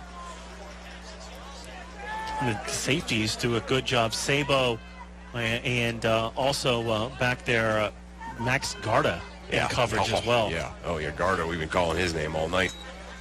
East to throw on 2nd down and 10. Pressured as he steps up into the pocket, and he'll be sacked for about a 2-yard loss. That brings up 3rd down. Yeah.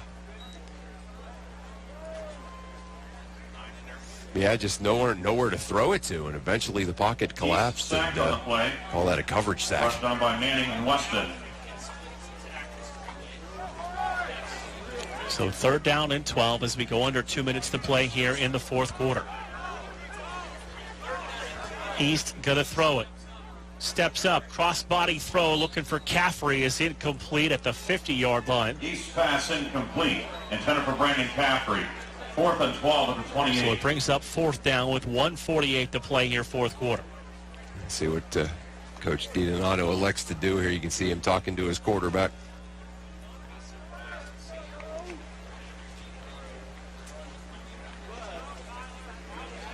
Fourth and 12.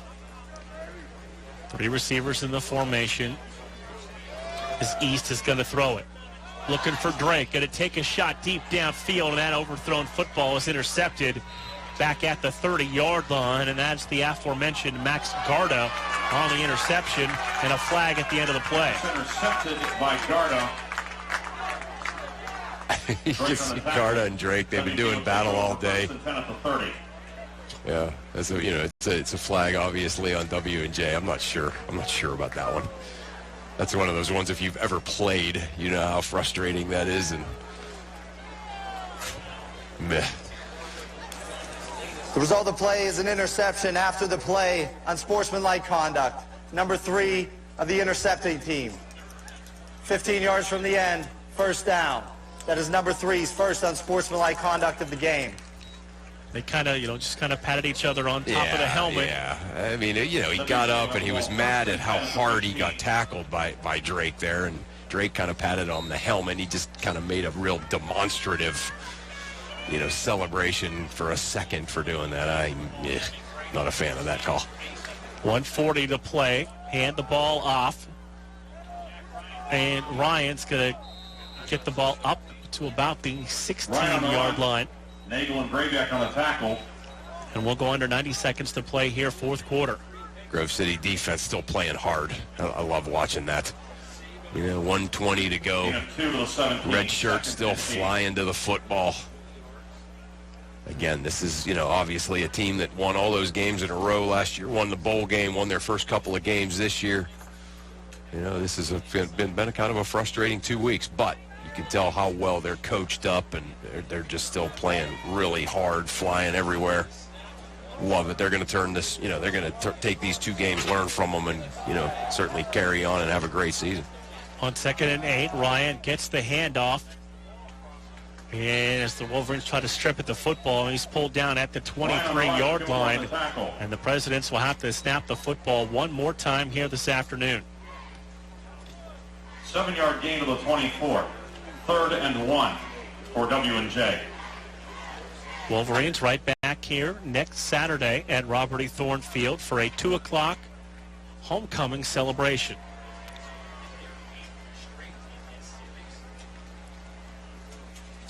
Adams going to have to snap it one more time with everybody in tight. He will take the knee, and today's game has come to an end. Final score here this afternoon, W&J 38, Grove City 21. We're back to wrap things up after this on 91.1 WSAJ. When you were a little kid and you thought about what you wanted to be, teaching was at the top of your list. But things changed. And as you got older, teaching didn't seem like the best option anymore. So you're thinking you'll be something else. But what would your 12-year-old self say? Now you want to be a doctor. You don't think teachers save lives? 25 at a time. An actress? Try playing a different role every time the bell rings. How about a scientist? Ever heard of physics? Chemistry? Who do you think teaches that?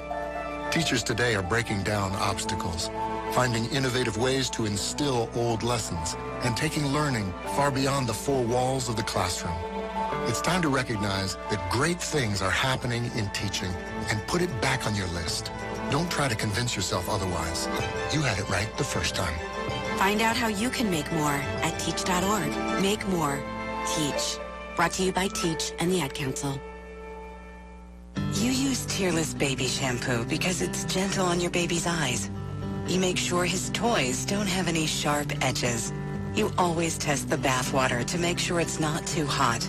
You taught her what to do when the smoke alarm goes off. You make sure she wears a helmet when she rides her bicycle. You put on his sunscreen, even when he's embarrassed his friends will see. You do so much to keep your child safe. But are you using the right car seat for your child? Is your child facing the right way in the car seat? Is the seat too big or too small? How do you know when it's time to move your child into the next type of seat? Car crashes are a leading killer of children ages 1 to 13. Protect your child's future at every stage of life. For information on the right seat for your child, visit safercar.gov/the-right-seat. That's safercar.gov/the-right-seat. A message from the National Highway Traffic Safety Administration and the Ad Council. Every day, I wake up at 5 a.m. to give Dad his medicine. Every day, I wake up at 5 a.m. to give Dad his medicine. At 6 a.m., I make his breakfast. Every day, I wake up at 5 a.m. to give Dad his medicine. At 6 a.m., I make his breakfast. At 7 a.m., I shower. Every day, I wake up at 5 a.m. to give Dad his medicine. At 6 a.m., I make his breakfast. At 7 a.m., I shower. I start laundry at 8. At 10, we go for a walk. Every day, I wake up at 5 a.m. For those dealing with the daily struggles of caring for a loved one, we hear you. That's why AARP created a community with experts and other caregivers for advice, tips, and support. Together, Let's help each other better care for ourselves and the ones we love. Visit aarp.org/caregiving. A public service announcement brought to you by AARP and the Ad Council.